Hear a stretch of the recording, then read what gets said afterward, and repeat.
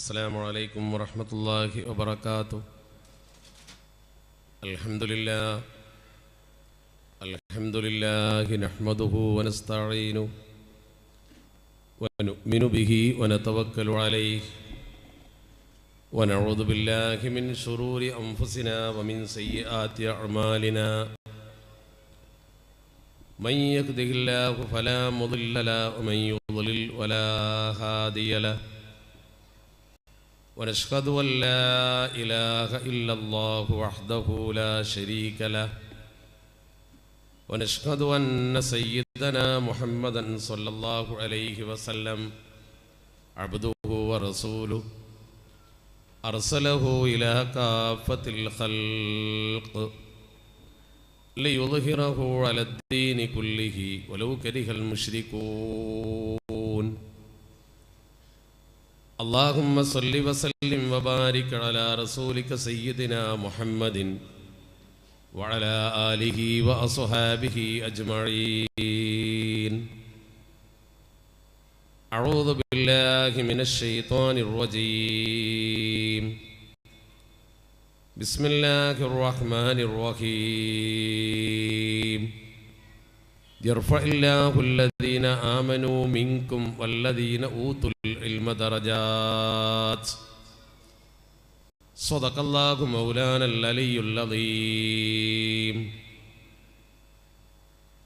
ആദരണീയരും ബഹുമാന്യരുമായ നമ്മുടെ ഈ ചടങ്ങിൻ്റെ അധ്യക്ഷൻ നൂഞ്ചേരിയിലെ ജുമാ മസ്ജിദിലെ ഖതീബും മുദരിസും കൂടിയായ ബഹുമാനപ്പെട്ട മുഹമ്മദ് അഷ്റഫ് അൽ ഖാസിമി അവർകളെ, നമ്മുടെ വേദിയിലുള്ള ബഹുമാനപ്പെട്ട എൻ്റെ സുഹൃത്ത് കബീർ ഫൈസി, മൊയ്തോ മക്കിയാട്, കരീം ചലേരി തുടങ്ങി വേദിയിലും സദസ്സിലുമൊക്കെയായി അണിനിരന്നിട്ടുള്ള പ്രിയപ്പെട്ട ഈ പ്രദേശത്തെ കാരണവന്മാർ, യുവാക്കൾ, വിദ്യാർത്ഥികൾ, സഹോദരിമാർ, അർഹമുറാഹിമായ റബ്ബ് സുബ്ഹാനഹു വ തആല നമ്മുടെ ഒരുമിച്ച് കൂടൽ അവൻ പൊരുത്തപ്പെട്ടൊരു അമലായി കബൂലാക്കുമാറാവട്ടെ. അള്ളാഹുവെ, ഞങ്ങളിൽ നിന്ന് മരണപ്പെട്ടു പോയ ഞങ്ങളുടെ പ്രിയപ്പെട്ട മാതാക്കൾ, പിതാക്കൾ, ബന്ധുമിത്രാദികൾ, ഗുരുനാഥന്മാർ എല്ലാവരെയും നിന്റെ സ്വർഗലോകത്ത് വെച്ച് കണ്ടുമുട്ടുന്ന സജ്ജനങ്ങളിൽ ഞങ്ങളെ പെടുത്തിത്തരണേ തമ്പുരാനെ. ശാരീരികവും മാനസികവുമായ വിഷമങ്ങൾ അനുഭവിക്കുന്ന ഒരുപാട് ആളുകൾ ഇത്തരം നല്ല സന്ദർഭങ്ങളിൽ ദുആ ചെയ്യാൻ ആവശ്യപ്പെടാറുണ്ട്. അള്ളാഹു നമ്മുടെ എല്ലാവരുടെയും രോഗങ്ങൾ ശിഫയാക്കി തരുമാറാവട്ടെ. വിശുദ്ധ ദീനുൽ ഇസ്ലാമിന് വേണ്ടി ഖിദ്മത്ത് ചെയ്യുവാനും മരിക്കുന്ന സമയത്ത് പരിപൂർണ്ണ ഈമാനോടുകൂടി മരണപ്പെടുവാനും റബ്ബ് സുബ്ഹാനഹു വ തആല നമുക്ക് എല്ലാവർക്കും തൗഫീക്ക് നൽകുമാറാവട്ടെ. ഈ മഹത്തായ പള്ളി ദർസിനെ പരിപോഷിപ്പിക്കുന്നവരും ഈ പള്ളി ദർസിനെ നിലനിർത്താൻ വേണ്ടി കഠിനാധ്വാനം ചെയ്യുന്നവരുമായ മുഴുവൻ ആളുകൾക്കും അല്ലാഹു സുബ്ഹാനഹു വ തആല അർഹതപ്പെട്ട പ്രതിഫലം രണ്ട് വീട്ടിലും നൽകുമാറാവട്ടെ. ഇവിടെ വെച്ചിരിക്കുന്ന പ്രമേയം തന്നെ പള്ളി ദർസുകൾ മരിക്കരുത് എന്നതാണ്. അതോടൊപ്പം തന്നെ ഇന്നിവിടെ ചർച്ച ചെയ്യാൻ എന്നോട് പറഞ്ഞ വിഷയമോ സംസ്കാരം കൈവിടിയുന്നുവോ എന്നത്. രണ്ടും ഒരേ അർത്ഥത്തിലും അളവിലുമുള്ള പ്രമേയം തന്നെയാണെങ്കിലും നമ്മളതിൻ്റെ പ്രാധാന്യം വളരെ ഗൗരവത്തോടെ ഉൾക്കൊണ്ടേണ്ടതിന് വേണ്ടിയാണ് ഇങ്ങനെ ഒരു ചർച്ചയും പരിശുദ്ധ മുഹറം മാസത്തിൻ്റെ പ്രാരംഭത്തിൽ തന്നെ ഇത്തരമൊരു സന്ദേശവും നമ്മുടെ പ്രിയപ്പെട്ട ഹിദായത്തു ത്വലബ ദർസ് സമാജത്തിൻ്റെ പ്രവർത്തകർ സംവിധാനിച്ചിരിക്കുന്നത് എന്ന് മനസ്സിലാക്കണം. പ്രത്യേകിച്ച് നമുക്കൊക്കെ അറിയാം, അള്ളാഹുവിൻ്റെ പരിശുദ്ധ ദീനുൽ ഇസ്ലാമിൻ്റെ നിലനിൽപ്പ് തന്നെ, ഹയാത്ത് തന്നെ വിശുദ്ധ ദീനിനെ കുറിച്ച് നാം നേടുന്ന, സമൂഹം നേടുന്ന വിജ്ഞാനത്തിലാണ് കുടികൊള്ളുന്നത്. അല്ലാഹു സുബ്ഹാനഹു വ തആല ഈ ഭൂമുഖത്ത് ഒരു മനുഷ്യനെ കൊണ്ട് ഉദ്ദേശിക്കുന്ന ഏറ്റവും പ്രധാനപ്പെട്ടത് രണ്ടു കാര്യമാണ്: തൗഹീദിൻ്റെയും റിസാലത്തിൻ്റെയും പ്രബോധനം. അള്ളാഹുവിൽ വിശ്വസിച്ചുകൊണ്ട് പ്രവർത്തിക്കുകയും അത് പ്രബോധനം ചെയ്യുകയും അതോടെ പരിശുദ്ധ ഹബീബിൽ വിശ്വസിക്കുകയും ആ സന്ദേശം ജനങ്ങൾക്ക് എത്തിച്ചു കൊടുക്കുകയും ചെയ്യുക. ഒരർത്ഥത്തിൽ പറഞ്ഞാൽ റിസാലത്തും തൗഹീദും, അതിലപ്പുറം മറ്റൊന്നും നമുക്ക് ഡ്യൂട്ടിയില്ല. ജീവിതത്തിൽ അത് പകർത്തുകയും മറ്റുള്ളവർക്കത് പകർന്നു കൊടുക്കുകയും ചെയ്യേണ്ട ആളുകളാണ് നമ്മൾ. ഏകദൈവ വിശ്വാസം ഈ സമൂഹത്തിന് പഠിപ്പിക്കുക, അള്ളാഹുവിൻ്റെ തിരുദൂതരാകുന്ന അഷ്റഫുൽ ഖൽഖ് മുഹമ്മദ് മുസ്തഫ സ്വല്ലല്ലാഹു അലൈഹി വസല്ലമ തങ്ങൾ ഈ സമൂഹത്തിന് എന്തൊക്കെ നിർദ്ദേശം തന്നോ അത് സമൂഹത്തിലേക്ക് എത്തിക്കുക. അപ്പോഴാണ് സംസ്കാര സമ്പന്നമായ ഒരു തലമുറ വാർത്തെടുക്കപ്പെടുന്നത്. ആ തലമുറയുടെ വാർപ്പ് പ്രക്രിയയിൽ പള്ളി ദർസിന്റെ പങ്ക് എത്രത്തോളം ഉണ്ടെന്നാണ് നമ്മൾ പരിശോധിക്കേണ്ടത്. അവനെ സംബന്ധിച്ചിടത്തോളം അവനെ ഈ കർമ്മത്തിന് പ്രാപ്തനാക്കുന്നത് ഇൽമാണ്. അതുകൊണ്ടാണ് റബ്ബ് സുബ്ഹാനഹു വ തആല പരിശുദ്ധ ഖുർആനിൽ പറഞ്ഞത്, ഈ ഭൂമുഖത്ത് മനുഷ്യന്റെ ഡ്യൂട്ടിയെ കൃത്യമായി നിർവചിച്ചുകൊണ്ട് പടച്ച റബ്ബ് പഠിപ്പിച്ചത്, അള്ളാഹു സാക്ഷി നിർത്തിയിരിക്കുന്നത് അള്ളാഹുവിന്റെ ഏകത്വത്തിന് ആരെയാണ് എന്ന പദത്തിലൂടെ. ഷഹിദല്ലാഹു അന്നഹു ലാ ഇലാഹ ഇല്ലാഹു, അള്ളാഹു അല്ലാതെ ലോകത്ത് ആരാധ്യനില്ല എന്നതിന് പടച്ച റബ്ബ് തന്നെ സാക്ഷിയാണ്. പരിശുദ്ധ ഖുർആൻ തന്നെ ആരംഭിക്കുന്നത് ഷഹിദല്ലാഹ് എന്ന് പറഞ്ഞുകൊണ്ടാണ്. ഈ പ്രപഞ്ചത്തിന്റെ ഏകത്വമാകുന്ന അള്ളാഹു എന്ന ആ സംവിധാനം ചെയ്ത മഹാവ്യക്തിത്വം, അതല്ലെങ്കിൽ അദൃശ്യമായ ആ മഹാശക്തി അള്ളാഹു സുബ്ഹാനഹു വ തആല, ആ മഹിതമായ ശക്തി ഏകമാണെന്നതിൻ്റെ കൃത്യമായ സാക്ഷിത്വമാരാണ്. ഷഹിദല്ലാഹ്, അള്ളാഹു തന്നെയാണ് പടച്ച റബ്ബിന്റെ ഏകത്വത്തിന്റെ സാക്ഷി. അന്നഹു ലാ ഇലാഹ ഇല്ലാഹു വൽ മലായികത്തു വ ഉലുൽ ഇൽമി ഖായിമൻ ബിൽ ഖിസ്ത്. രണ്ടാമത്തെ സാക്ഷി മലക്കുകളാണ്. അള്ളാഹുവിന്റെ ഭൂമുഖത്തുള്ള മനുഷ്യർ മനസ്സിലാക്കണം, മനുഷ്യരോടാണ് പരിശുദ്ധ ഖുർആൻ പറയുന്നത്. അള്ളാഹുവിന്റെ ഏകത്വത്തിന് പടച്ച റബ്ബ് സാക്ഷിയാണ്. പടച്ച റബ്ബ് ഏകനാണെന്നതിന് അള്ളാഹുവിന്റെ ശേഷം മലക്കുകൾ സാക്ഷിയാണ്. പിന്നെ മൂന്നാമത്തെ സാക്ഷി ആരാവ? ഉലുൽ ഇൽമ്, ഇൽമുള്ളവർ. അള്ളാഹുവിന്റെ ഏകത്വം വിശ്വസിക്കലാണ് നമ്മുടെ കടമയെങ്കിൽ അള്ളാഹുവിനെ നമ്മൾ കണ്ടിട്ടില്ലല്ലോ. മലക്കുകളാണ് അതിന്റെ ഒന്നാം സാക്ഷിയെങ്കിൽ ആ മലക്കുകളെയും നമ്മൾ കാണുന്നില്ലല്ലോ. അള്ളാഹുവിന്റെ ഏകത്വമാണ് നമ്മൾ വിശ്വസിക്കേണ്ട അടിസ്ഥാനപരമായ തൗഹീദിന്റെ ഘടകമെങ്കിൽ, അതാണ് നമ്മുടെ ജീവിതത്തിലെ ഡ്യൂട്ടിയെങ്കിൽ അതിൻ്റെ ഒരു സാക്ഷിയെ മാത്രമേ നമ്മൾ കണ്ടുള്ളൂ. കണ്ട സാക്ഷിയാണ്, നമ്മളൊക്കെ കാണുന്ന സാക്ഷിയാണ് ആലിമീങ്ങൾ. ആലിമീങ്ങളാണ് പടച്ച റബ്ബിന്റെ ഏകത്വത്തിന്റെ സാക്ഷി. അള്ളാഹു ഏകനാണെന്നതിന് സാധാരണക്കാർക്ക് ഒരു സാക്ഷിയേ ഉള്ളൂ. അതാരാ? അള്ളാഹു സാക്ഷിയാണ്. നമ്മൾ അള്ളാഹുവിനെ കണ്ടിട്ടില്ല, കാണുന്നില്ല, വിശ്വസിക്കുകയാണ്. മലക്കുകളെയും അങ്ങനെ തന്നെ. നമുക്ക് കാണാൻ പറ്റുന്ന ഒരേ ഒരു സാക്ഷി ആരാണ്? മനുഷ്യരിൽപ്പെട്ട പണ്ഡിതന്മാരാണ്. അതുകൊണ്ട് തന്നെ തൗഹീദാണ് ഒരു മനുഷ്യൻ ഏറ്റെടുക്കേണ്ട പ്രധാനപ്പെട്ട ജോലിയെങ്കിൽ അതിന്റെ സാക്ഷി നമ്മുടെ കൂടെ ഉണ്ടാരാ? ആലിമീങ്ങൾ, ഉലമാ. രണ്ടാമത്തെ റിസാലത്താണെങ്കിൽ അല്ലാഹുവിന്റെ പരിശുദ്ധ ഖുർആൻ പറഞ്ഞു, വഖാലല്ലദീന കഫറൂ ലസ്ത മുർസലാ, നബിയെ നിങ്ങൾ പ്രവാചകൻ അല്ല എന്ന് ജനങ്ങളൊക്കെ പറയുന്നു, അഥവാ നിഷേധികൾ പറയുന്നു. വഖാലല്ലദീന കഫറൂ, സത്യനിഷേധികൾ പറയുന്നു, നബിയെ നിങ്ങൾ റസൂലല്ല, പ്രവാചകനല്ല. ഖുൽ കഫാ ബില്ലാഹി ഷഹീദൻ ബൈനി വ ബൈനകും വമൻ ഇൻദഹു ഇൽമുൽ കിതാബ്. നിങ്ങൾ അവരോട് പറഞ്ഞ് ബോധിപ്പിക്കേണ്ട ഒരു പ്രധാനപ്പെട്ട കാര്യമുണ്ട് നബിയെ. നിങ്ങൾ അവരോട് പറയേണ്ട പ്രധാനപ്പെട്ട കാര്യം എന്താണ്? നിങ്ങൾക്കും എനിക്കുമിടയിൽ അല്ലാഹു ഏകനാണെന്നതിന്റെ സാക്ഷി കഫാ ബില്ലാഹ്, അല്ലാഹു മതി, അല്ലാഹു മതി, പടച്ച റബ്ബാണ് അതിന്റെ സാക്ഷി. ഞാൻ പ്രവാചകനാണെന്നതിന്റെ പടച്ച റബ്ബ് സാക്ഷിയാണ്. പിന്നെയുള്ള രണ്ടാമത്തെ സാക്ഷി ആരാ? റിസാലത്തിന്റെ സാക്ഷി വമൻ ഇൻദഹു ഇൽമുൽ കിതാബ്. പരിശുദ്ധ ഖുർആന്റെ ശൈലി നോക്ക്, വമൻ ഇൻദഹു ഇൽമുൽ കിതാബ്. അല്ലാഹു സുബ്ഹാനഹു വ തആല പറയും, കിതാബിൽ ഇൽമുള്ള പണ്ഡിതനാണ് റിസാലത്തിന്റെ പ്രധാനപ്പെട്ട സാക്ഷി. അപ്പൊ തൗഹീദിന്റെ സാക്ഷിയും റിസാലത്തിന്റെ സാക്ഷിയും പണ്ഡിതൻ തന്നെ. ഭൂമിയിൽ ഒരു മനുഷ്യനെ നിർവഹിക്കാനുള്ള പ്രധാനപ്പെട്ട തൗഹീദ് മുറുകെ പിടിക്കുക, റിസാലത്ത് പ്രചരിപ്പിക്കുക. അള്ളാഹു ഈ ഭൂമിയിൽ എങ്ങനെ നടക്കാൻ പറഞ്ഞോ അതുപോലെ നടക്കുക, പ്രവാചകൻ എന്ത് പറഞ്ഞോ അത് പാലിക്കപ്പെടാൻ സംസ്കാരം ഉണ്ടാവുന്നത്. അതാണ് സംസ്കാരം, അതാണ് സംസ്കാരത്തിന്റെ അടിത്തറ. സംസ്കാരം നഷ്ടപ്പെടുന്നുവോ എന്ന ചോദ്യം അവിടെ നിന്ന് തുടങ്ങണം. ഇൽമിന്റെ അടിത്തറയില്ലെങ്കിൽ പിന്നെ ഈ സമൂഹത്തിൽ സംസ്കാരം ഉണ്ടായി. എന്താ സംസ്കാരം എന്ന് പറയുന്ന സംഗതി? സംസ്കാരത്തിന് സാധാരണ ഭാഷയിൽ പറയാം കൾച്ചർ എന്നാണ്. എന്താണ് കൾച്ചർ? കൾച്ചർ എന്ന് പറയുന്ന സംഗതി എന്താ? കൾച്ചർ എന്ന് പറയുന്ന സംഗതി എന്താണ്? കൾച്ചർ എന്ന് പണ്ഡിതന്മാർ, ഭാഷാ പണ്ഡിതന്മാർ മനോഹരമായി അതിനെ വ്യാഖ്യാനിച്ചുകൊണ്ട് പറഞ്ഞു, enlightened stage of mind and spirit. Enlightened stage, ഒരു ശോഭായമാനമായ അവസ്ഥ, നല്ല ഒരവസ്ഥ. എങ്ങനത്തെ? മൈൻഡും സ്പിരിറ്റും. മൈൻഡ് നന്നാകുമ്പോൾ പ്രവർത്തനം നന്നാവും. നല്ല മനസ്സിൽ നിന്ന് നല്ല ചിന്തയുണ്ടാകും, അപ്പം നല്ല പ്രവർത്തനം ഉണ്ടാവും. ഒരു മനുഷ്യന്റെ പ്രവർത്തനത്തിൽ സ്വാധീനം ചെലുത്തുന്നവന്റെ കൽബാണ്. കൽബിൽ നല്ല ചിന്ത വരുമ്പോൾ, നല്ല ഹൃദയമുണ്ടാകുമ്പോൾ നല്ല ചിന്ത വരും. നല്ല ചിന്ത വരുമ്പോൾ നല്ല പ്രവർത്തനം വരും. ആ നല്ല പ്രവർത്തനങ്ങൾക്കാണ് സംസ്കാരമുള്ള പ്രവർത്തനം എന്ന് പറയുന്നത്, elevated stage of mind and spirit. അത് തന്നെയാണ് ദീൻ. അദ്ദീനു, ദീൻ എന്നാൽ എന്താ? മജ്മൂഉൽ അഅ്മാലി സ്വാലിഹത്തി വൽ അഖ്ലാഖിൽ ഹസന. മജ്മൂഉൽ അഅ്മാലി സ്വാലിഹത്തി വൽ അഖ്ലാഖിൽ ഹസന.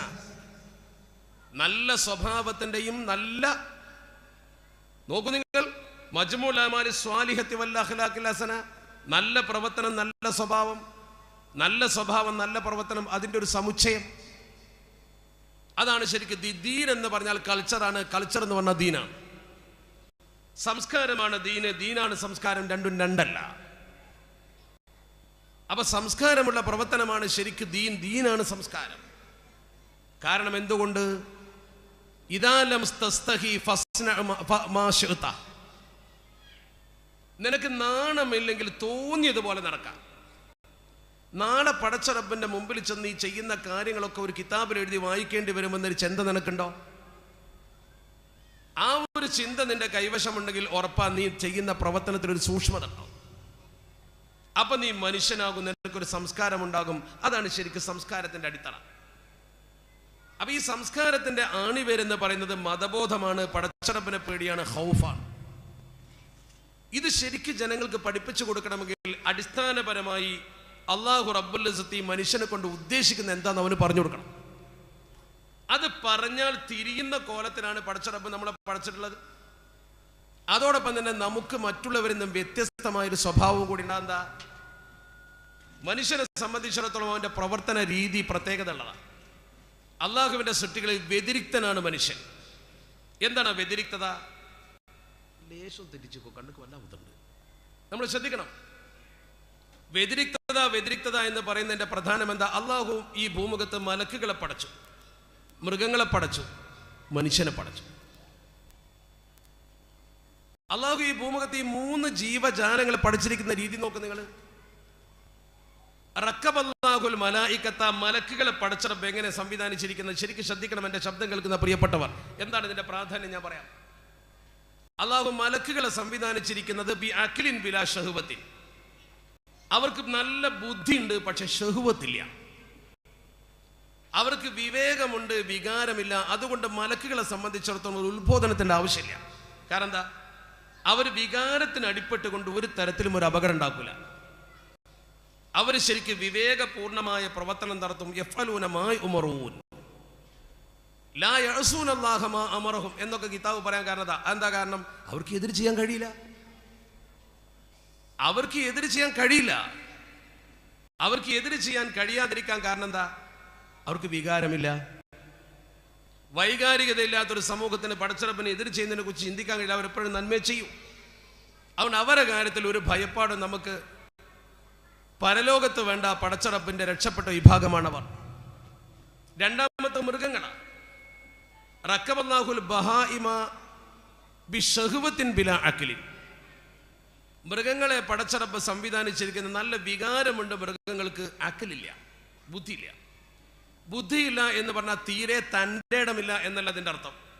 ഭക്ഷണം കണ്ടാൽ തിരിച്ചറിയും, അടിച്ചവനെ തിരിച്ചറിയും, ചില സൂചനകളൊക്കെ മൃഗങ്ങൾ മനസ്സിലാകും. പക്ഷേ മലക്കുകളെ സംബന്ധിച്ചിടത്തോളം ഇല്ലാതെ പോയൊന്ന് വിവേക ബുദ്ധിയാണ്. ഭക്ഷണം കഴിക്കണമെന്ന് തോന്നിയാൽ അത് ഹറാമോ ഹലാലോ എന്നൊന്നും മൃഗത്തിനറിയില്ല. എൻ്റെ യജമാനന്റെ തോട്ടമാണോ അന്യൻ്റെതാണോ എന്നറിയില്ല. ഭോഗിക്കണമെന്ന് തോന്നിയാൽ ഇണയാണോ ഇണയല്ലയോ എന്നൊന്നും അറിയില്ല, കണ്ടവന്റെ മേക്കിട്ട് കയറും. ഇതാണ് മൃഗത്തിന്റെ പ്രത്യേകത. മൃഗവും മനുഷ്യനും തമ്മിലെ വ്യത്യാസം. മൃഗത്തിന് വിവേകമില്ല, വികാരമുണ്ട്. എന്നാൽ മനുഷ്യനോ? മലക്കുകൾക്ക് വികാരമില്ല, വിവേകമുണ്ട്. മൃഗങ്ങൾക്ക് വിവേകമില്ല, വികാരമുണ്ട്. മനുഷ്യരോ റക്കബല്ലാഹു ബന ആദമ, ആദം സന്തതികളെ അള്ളാഹു സംവിധാനിച്ചിരിക്കുന്നത് കിലൈഹിമ, രണ്ടും കൊടുത്തിട്ടാണ്. നമ്മൾക്ക് അള്ളാഹു തന്നിരിക്കുന്നത് വിവേകവുമാണ്, അതുപോലെ തന്നെ വികാരവും, രണ്ടും ഉണ്ട്. നമ്മിൽ മൃഗത്തിന്റെ സ്വഭാവമുണ്ട്, മലക്കുകളുടെ സ്വഭാവമുണ്ട്. എന്നിട്ട് പടച്ച റബ്ബ് കൃത്യമായി ഈ സമൂഹത്തെ പ്രവാചകരിലൂടെ പഠിപ്പിച്ചു, ബോധനം നൽകി. ഫമൻ ഒലബത്ത് ഷഹ്വത്തുഹു അലാ അഖ്ലിഹി, ഫമൻ ഒലബത്ത് ഷഹ്വത്തുഹു അലാ അഖ്ലിഹി. ഒരാളുടെ വൈകാരികത അവന്റെ ബുദ്ധിയെ മറികടന്ന് മുന്നോട്ട് പോയാൽ, വികാരം ജയിച്ച് വിവേകം തോറ്റുപോയാൽ ഫൗവ ശർറു മിനൽ മലായിക, മലക്കിനേക്കാൾ താഴെ പോകുവാൻ. അവൻ മലക്കിനേക്കാൾ താഴെ പോകും, ഏറ്റവും വൃത്തികെട്ടവനാകും, അവൻ ഒന്നിനും കൊള്ളാത്തവനാകും. ثم رددناه أسفل سافلين. നേരെ മറിച്ച് ഫമൻ ഗലബ അക്ലുഹു അലാ ശഹവതിഹി, ഫമൻ ഗലബ അക്ലുഹു അലാ ശഹവതിഹി, ഒരു മനുഷ്യന്റെ ബുദ്ധി വികാരത്തെ മറികടന്നു എന്ന് പറഞ്ഞാൽ വികാരം അടക്കിയിട്ട് ബുദ്ധിപൂർവ്വം പ്രവർത്തിക്കാൻ പറ്റി. അങ്ങനെ പ്രവർത്തിക്കാൻ പറ്റിയാൽ ഫൗവ ഖൈറും മിനൽ മലായിക, മലക്കിന്റെ മുകളിലേക്ക് പോകും. അപ്പോൾ മനുഷ്യൻ മലക്കിന്റെ മുകളിലേക്കോ മൃഗത്തെക്കാൾ താഴേലേക്കോ പോവാ. ഈ ഒരു അവസ്ഥക്ക് കാരണം അവന്റെ ബുദ്ധിയെ എങ്ങനെ കൈകാര്യം ചെയ്യുന്നു എന്നാണ്. അപ്പൊ ഇവൻ ഈ കൈകാര്യം ചെയ്യാനുള്ള ബുദ്ധി പടച്ച റബ്ബ് കൊടുത്തിട്ടുണ്ടെങ്കിലും അത് നിലനിർത്താൻ ചില പാഠങ്ങൾ അവനെ പഠിപ്പിക്കേണ്ടത് ആവശ്യമാണ്.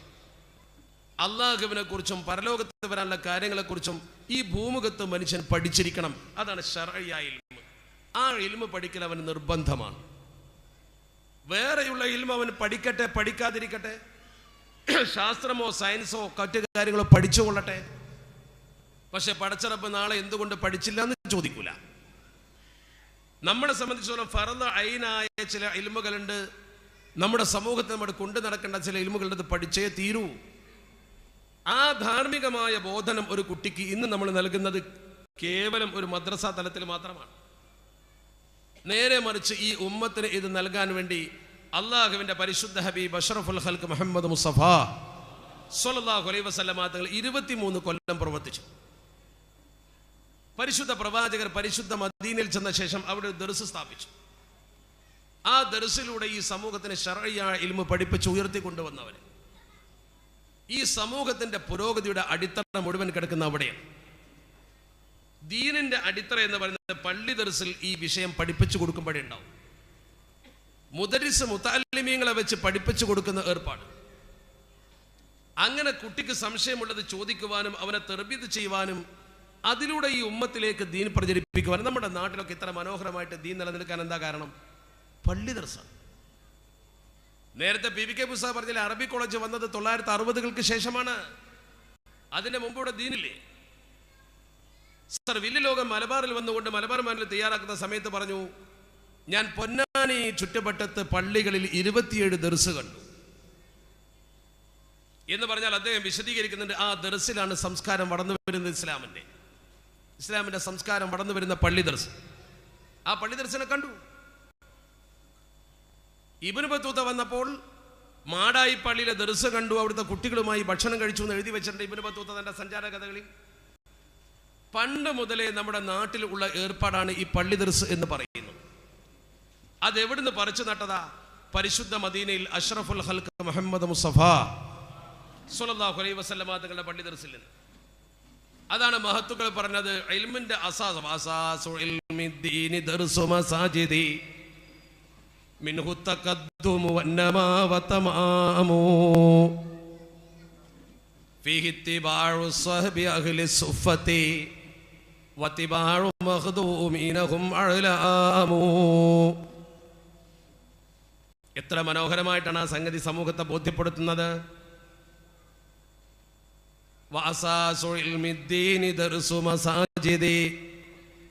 അള്ളാഹുവിന്റെ പരിശുദ്ധ ദീനുൽ ഇസ്ലാമിന്റെ അസാസ് എന്ന് പറയുന്നത് പള്ളി ദർസുകളാണ്. പള്ളി ദർസാകുന്നു ദീനിന്റെ അടിത്തറ എന്ന് പറയുന്നത്.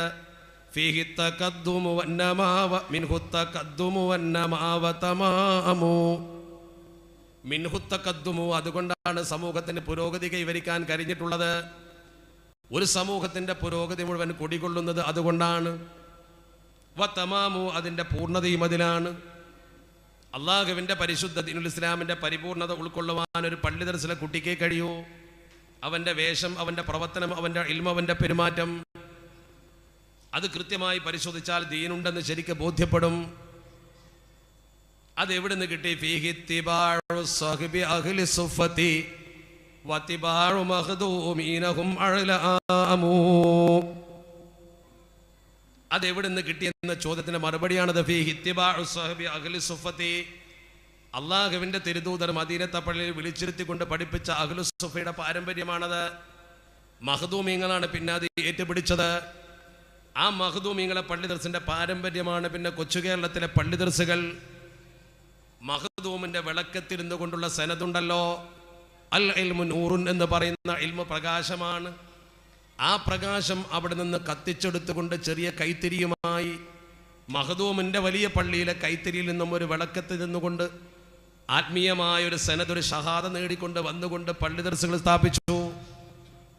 അങ്ങനെയാണ് അള്ളാഹുവിൻ്റെ പരിശുദ്ധ ദീനി സമൂഹത്തിലൊക്കെ വ്യാപിപ്പിക്കാൻ സംവിധാനമൊരുങ്ങിയത്. ആ ആലിമീങ്ങൾ ചെയ്ത പ്രവർത്തനമാണ് ദീനിൻ്റെ വളർച്ച.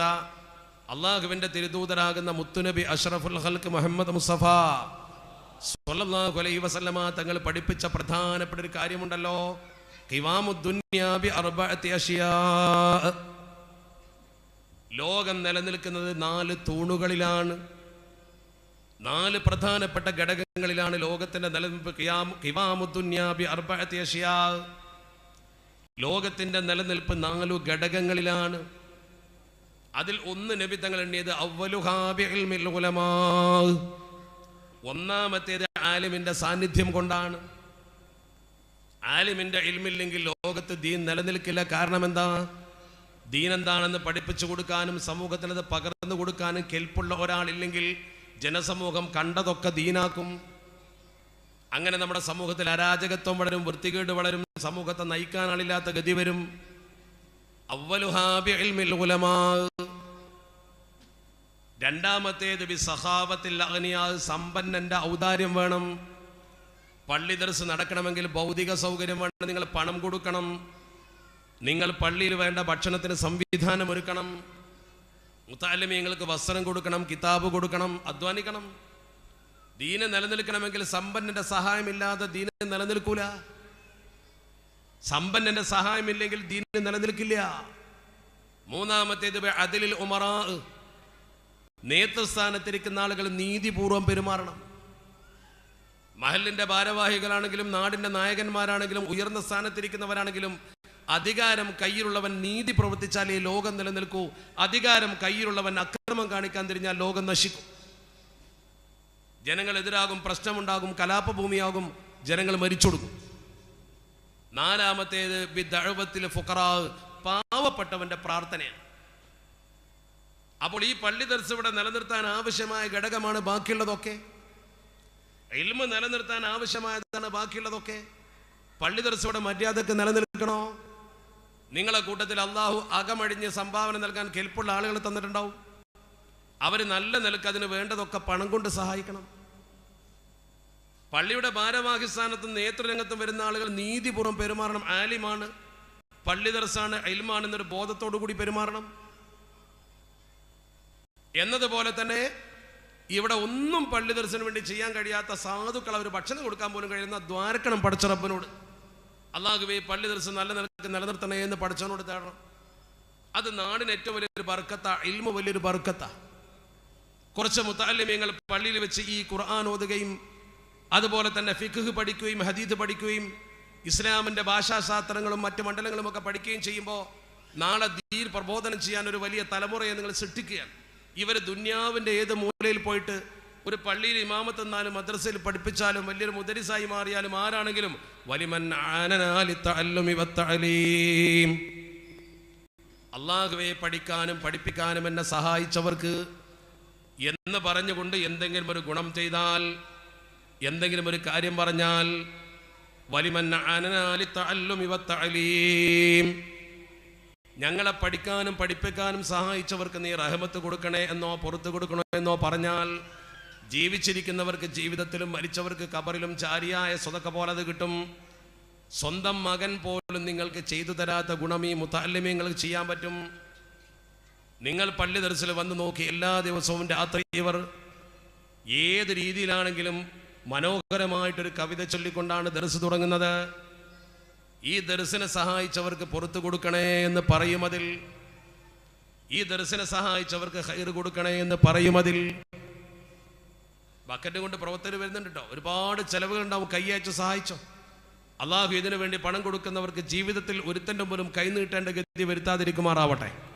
ആ നിയ്യത്തിന് കൊടുത്തോ, നല്ല നിലക്ക് നല്ലോണം വായിക്കൊള്ളി. കാരണം എന്താ വെച്ചാൽ ദർസിൻ്റെ സംഭാവന കൊടുത്താൽ ഇത് അവസാനത്തെ ദിവസം എനിക്ക് നാളില്ലല്ലോ, ഇല്ല. ഇന്നങ്ങ് കൊടുത്താൽ നിങ്ങൾക്ക് ഈ പള്ളി ദർസിനോടൊരു സ്നേഹമായി.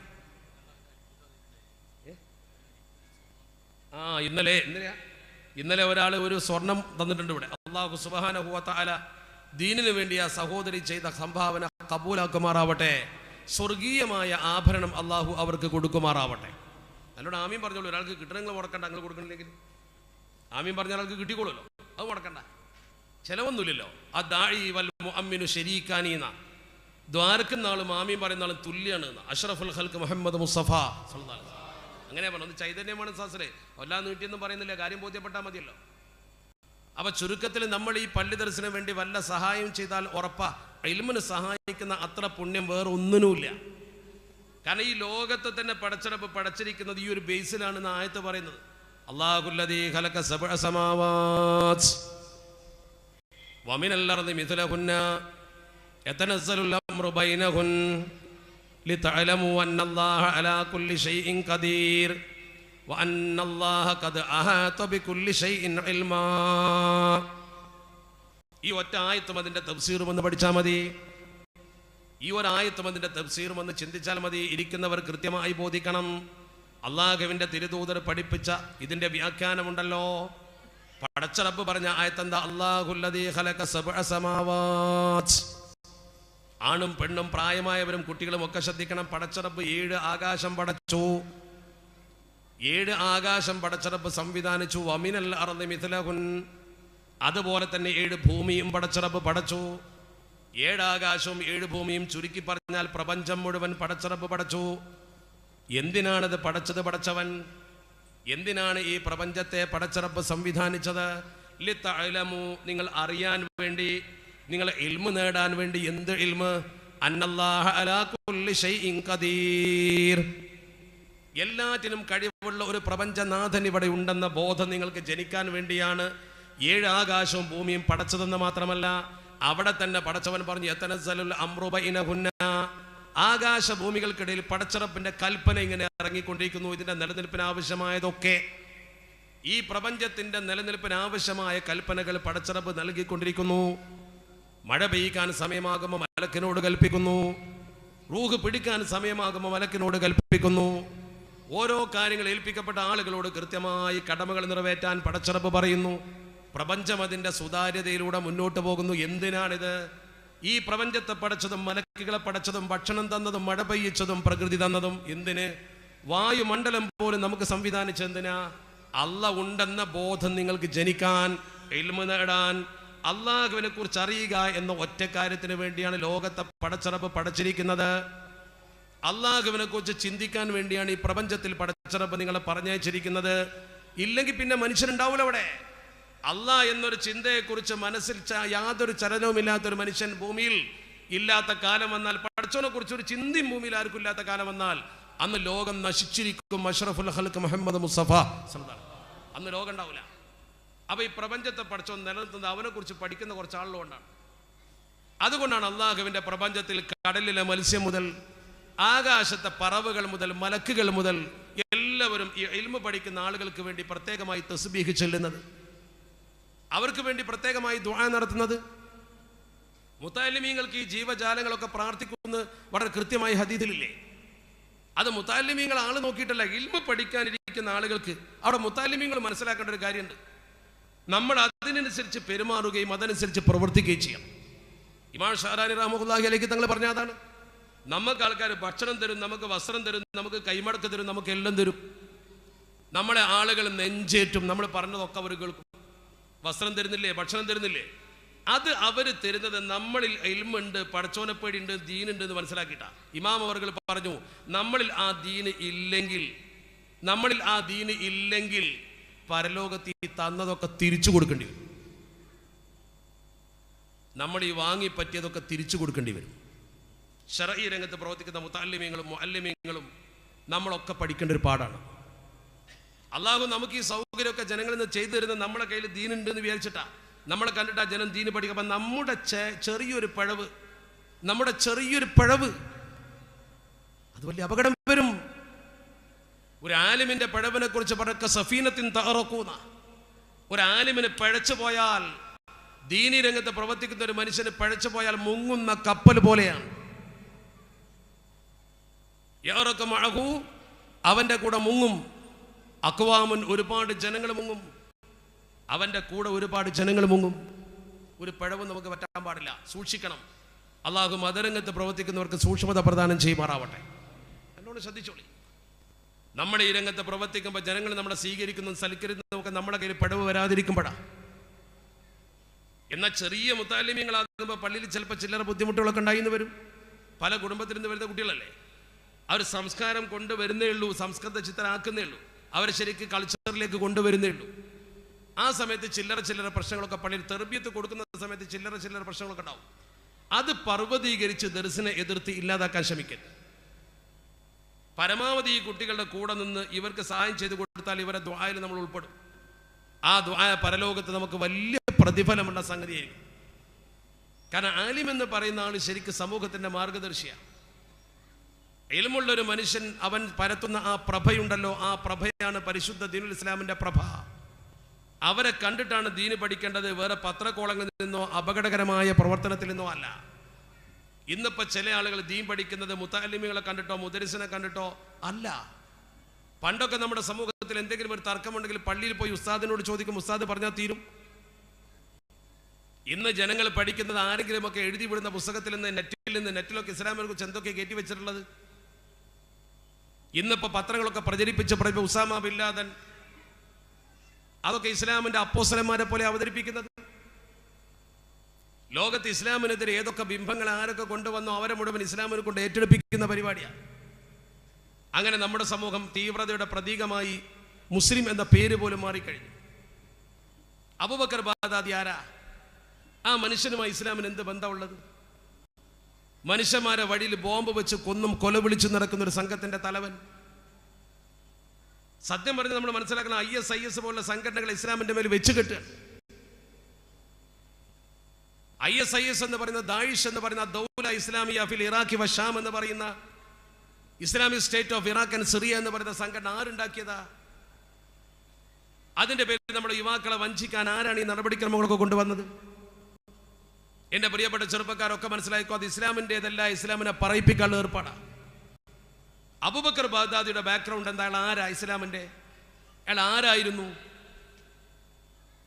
അമേരിക്കയിൽ നിന്ന് പ്രതിരോധ വകുപ്പിൽ നിന്ന് റിട്ടയർ ചെയ്ത എഡ്വേർഡ് സ്നോഡൻ പോലും പറഞ്ഞ എന്താ? അത് അമേരിക്കൻ സൃഷ്ടിയാണെന്ന്. ജൂതന്മാരെ കൂട്ടത്തിൽ നിന്നും ഇസ്ലാമിനെ പറയിപ്പിക്കാനും വേണ്ടി വേഷം കിട്ടി പറഞ്ഞ ചാലാണത്. ഇല്ലെങ്കിൽ സാമാന്യ ബുദ്ധിയുള്ള മനുഷ്യന്മാർക്ക് ചിന്തിച്ചാൽ അറിയുന്ന ഒരു കാര്യമുണ്ടല്ലോ, ആളും അർത്ഥവും പട്ടാളവും എല്ലാ സംവിധാനങ്ങളും രാഷ്ട്രവും സ്നേഹിക്കുന്ന ജനങ്ങളുമുള്ള ഭരണാധികാരികൾ. അതിൽപ്പെട്ട ഒരാളായിരുന്നു ഒരു കാലഘട്ടത്തിൽ ഇറാഖ് ഭരിച്ചിരുന്ന സദ്ദാം ഹുസൈൻ. സദ്ദാം ഹുസൈന് നാടുനീള അനുയായികളുണ്ടായി. വരച്ചു വെച്ചു സദ്ദാമിന്റെ ചിത്രം. സദ്ദാമിന് പട്ടാളമുണ്ട്, വരുമാനമുണ്ട്, സദ്ദാമിന് ആവശ്യമായ കാലാൾപ്പടയുണ്ട്, സദ്ദാമിനെ സ്നേഹിക്കുന്ന ഒരു ജനസമൂഹമുണ്ട്. ആ സദ്ദാമിനെ ഒരു പട്ടിയെ കൊല്ലും പോലെ കൊല്ലാൻ അമേരിക്കക്ക് നിഷ്പ്രയാസം സാധിച്ചു. പിടിച്ചു കെട്ടി കൊന്നു. അതുപോലെ ആളും അർത്ഥവും സ്നേഹിക്കുന്ന രാഷ്ട്രീയ പാർട്ടിയുമുള്ള കേണൽ ഗദ്ദാഫി ഒരു തെരുവ് നായയെ കൊല്ലും പോലെ അമേരിക്ക കൊന്നില്ലേ?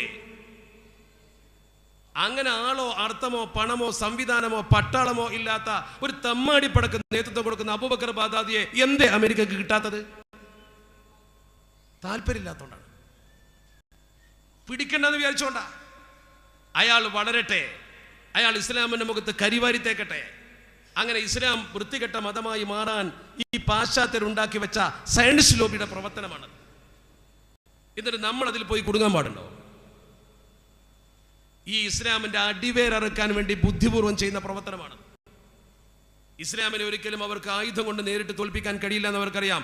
ബുദ്ധി പ്രയോഗിച്ചുകൊണ്ട് ബൗദ്ധിക ആക്രമണമാണ്. ആ ബൗദ്ധിക ആക്രമണത്തിൽ പിടിച്ചു നിൽക്കണമെങ്കിൽ കുട്ടികൾക്ക് ശരിയായ ദീൻ അറിയണം. ഞാൻ ചോദിക്കട്ടെ, ഒരു പള്ളി ദർസിലെ കുട്ടിയും അത്തരം തമ്മാടിത്തത്തിന് പോയിട്ടില്ലല്ലോ? ഒരു പള്ളി ദർസിലെ കുട്ടിയും തീവ്രവാദിയാവാൻ പോയിട്ടില്ലല്ലോ? എന്താ പോകാത്ത? അവൻ അറിയാം തസൗഫ് എന്താണ്, ദീൻ എന്താണ്, സമാധാനം എന്താണെന്ന് അവൻ അറിയാം. ഇന്ന് ദീനിന്റെ ഉസൂല് പഠിച്ച ആളുകളാണ് സമൂഹത്തിലേക്ക് പറഞ്ഞേക്കേണ്ടത്. അള്ളാഹുവിന്റെ പരിശുദ്ധ ഖുർആൻ കൃത്യമായി പഠിപ്പിച്ച ദീനിന്റെ ഉസൂല് പഠിപ്പിക്കണം. ഈ ദീൻ എന്ന് പറയുന്ന ഈ സംവിധാനം ലോകത്ത് പ്രചരിക്കണമെങ്കിൽ ആദ്യം എന്താ വേണ്ടത്? ആദ്യം വേണ്ടത് സമാധാനമാണ്, തീവ്രതയല്ല. നമ്മൾ ഈ തീവ്രതയും ബോംബും തോക്കും എടുത്തുകൊണ്ട് ഇസ്ലാമിനെ വളർത്താനാണോ ശ്രമിക്കുന്നത്? ഇസ്ലാമിനെ വളർത്തലാണ് അത്തരം സംഘശക്തികളുടെ ലക്ഷ്യമെങ്കിൽ ചിന്തിക്കേണ്ട കാര്യം എന്താ? അള്ളാഹുവിന്റെ പരിശുദ്ധ തിരുദൂതർ ഈ സമൂഹത്തിൽ ദൗത്യം നിർവഹിക്കുമ്പോൾ എന്തിനാണ് പ്രവാചകരെ ഭൂമിയിലേക്ക് അള്ളാഹു അയച്ചത്? ജനങ്ങൾ ഇസ്ലാമിലേക്ക് കൊണ്ടുവരാൻ. എന്താണ് പരിശുദ്ധ തിരുദൂതർ അഷ്റഫുൽ ഖൽഖ് മുഹമ്മദ് മുസ്തഫ സ്വല്ലല്ലാഹു അലൈഹി വസല്ലം തങ്ങളുടെ ഡ്യൂട്ടി എന്താ? ജനങ്ങൾ ഇസ്ലാമിലേക്ക് കൊണ്ടുവരിക. ആ പ്രവാചകരോട് പരിശുദ്ധ ഖുർആൻ ചോദിച്ച ചോദ്യം എന്താ? അള്ളാഹു പറഞ്ഞു, അഫ അൻത തുക്രിഹുന്നാസ ഹത്താ യകൂനൂ മുഅ്മിനീൻ. എന്താണ് ആ ചോദ്യത്തിന്റെ അർത്ഥം? മുത്തഅല്ലിമീങ്ങൾ പള്ളി ദർസിൽ തഫ്സീർ ഓതി പഠിക്കുമല്ലോ. അഫ അൻത തുക്രിഹുന്നാസ ഹത്താ യകൂനൂ മുഅ്മിനീൻ, ജനങ്ങളൊക്കെ മുഅ്മിനാകാൻ വേണ്ടി നിങ്ങൾ നിർബന്ധിക്കുകയാണോ? ആരോട്? പ്രവാചകരുടെ ജോലി എന്താ? ജനങ്ങളെ മുഅ്മിനാക്കല. ജനങ്ങളെ വിശ്വാസികളാക്കാൻ വേണ്ടി പടച്ച റബ്ബ് പറഞ്ഞയച്ച പ്രവാചകരോട് ഖുർആൻ ചോദിക്കുന്നു, നിങ്ങൾ ജനങ്ങളൊക്കെ വിശ്വാസികളാകാൻ നിർബന്ധിക്കുകയാണോ? അതിന്റെ അർത്ഥം എന്താ? നിർബന്ധിച്ച് മുസ്ലിമാക്കാൻ കഴിയില്ല, നിർബന്ധിച്ച് മുസ്ലിമാക്കാൻ പറ്റൂല.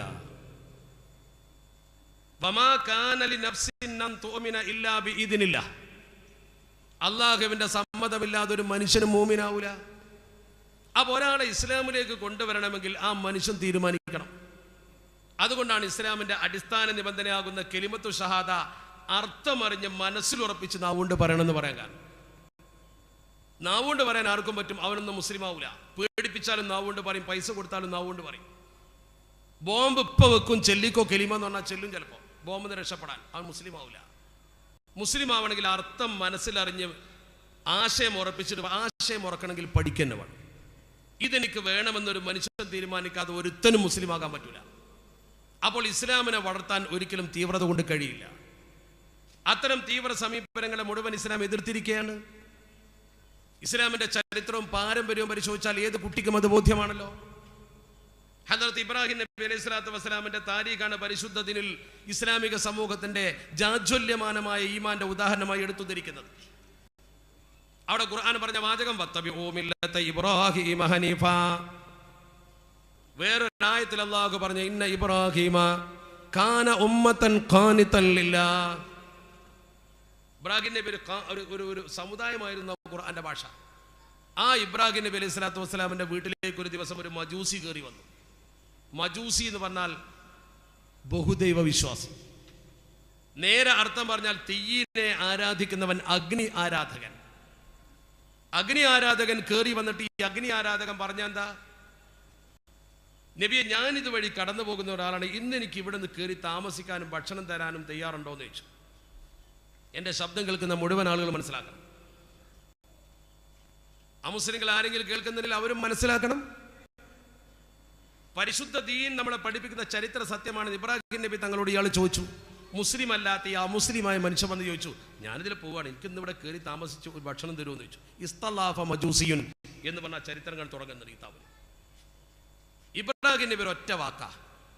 ഇബ്രാഹിം നബി തങ്ങൾ തന്റെ കടുത്ത വിശ്വാസം അനുസരിച്ചുകൊണ്ട് അറുത്ത് മുറിച്ച് അവനോട് പറഞ്ഞു, ഇൻ അസ്ലം തഅലഫ്തുക, നിനക്ക് മുസ്ലിം ആകാൻ പറ്റുമോ? നിനക്ക് ഞാൻ എല്ലാ നിലക്കും സൽക്കാരം തരും. മുസ്ലിം ആകാൻ പറ്റുമോ? എല്ലാം ഞാൻ തരും, വന്നോന്ന് പറഞ്ഞു. ആ വ്യക്തി പറഞ്ഞു, ഞാൻ മുസ്ലിം ആകാൻ വന്നതല്ല, ഞാനിപ്പോൾ മുസ്ലിം ആകാൻ വന്നല്ല, ഞാൻ അതിൽ പോകുന്നൊരു വഴിക്ക് നിങ്ങളൊന്നൊക്കെ ഒരു അഭയം തന്ന് ഭക്ഷണം തരുമെന്ന് ചോദിച്ചതാ. ഞാൻ എൻ്റെ മതത്തിൽ നിന്ന് മാറാപ്പം തീരുമാനിച്ചിട്ടില്ല. ഇബ്രാഹിം നബി പറഞ്ഞു, എന്നാൽ പിന്നെ സൽക്കരിക്കാൻ എനിക്ക് പറ്റൂല എന്ന് പറഞ്ഞു. വിട്ടു ആ വ്യക്തി ഇറങ്ങി ഒരു കാതം അകലെ എത്തിയപ്പോഴേക്കും അതാ അള്ളാഹുവിന്റെ തീരുമാനമായി നസലൽ അമീനു മലക്ക് ജിബ്രീൽ അലൈഹിസ്സലാം. അല്ല പറഞ്ഞ എന്താ വേണ്ട? നബിയെ, താങ്കൾക്ക് അള്ളാഹു സലാം പറഞ്ഞിരിക്കുന്നു, എന്താണ് ജിബ്രീലെ സന്ദേശം എന്ന് ചോദിച്ചു. സന്ദേശം കൊണ്ടേ വരുള്ളൂ. ജിബ്രീൽ അലൈഹിസ്സലാം ബഹുമാനപ്പെട്ട ഇബ്രാഹിം നബി തങ്ങളോട് പറഞ്ഞു, നബിയെ, അള്ളാഹു നിങ്ങളോട് ഒരു കാര്യം ചോദിക്കുന്നുണ്ട്, എന്തിനാണ് അയാൾ ഇറക്കി വിട്ടത്?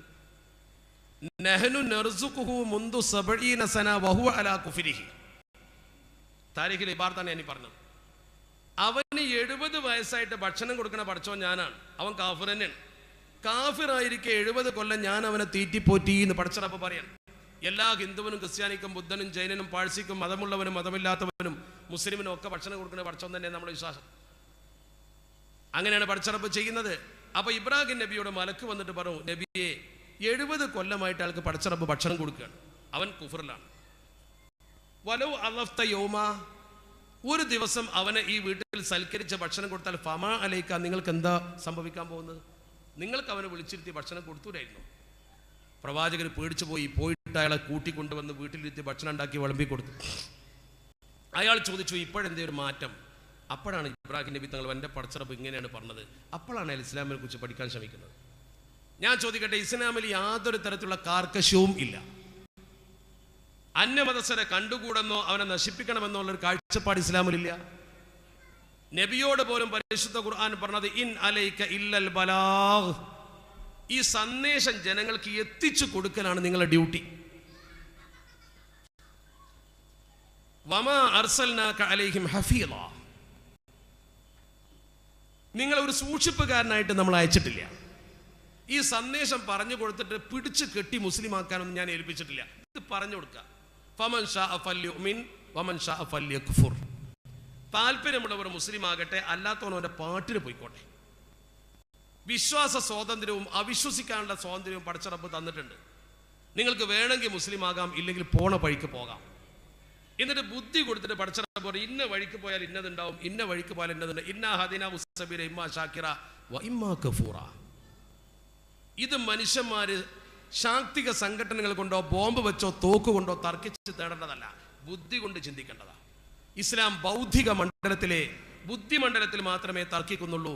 ശാരീരിക തർക്കങ്ങളും തമ്മിലടിയില്ല.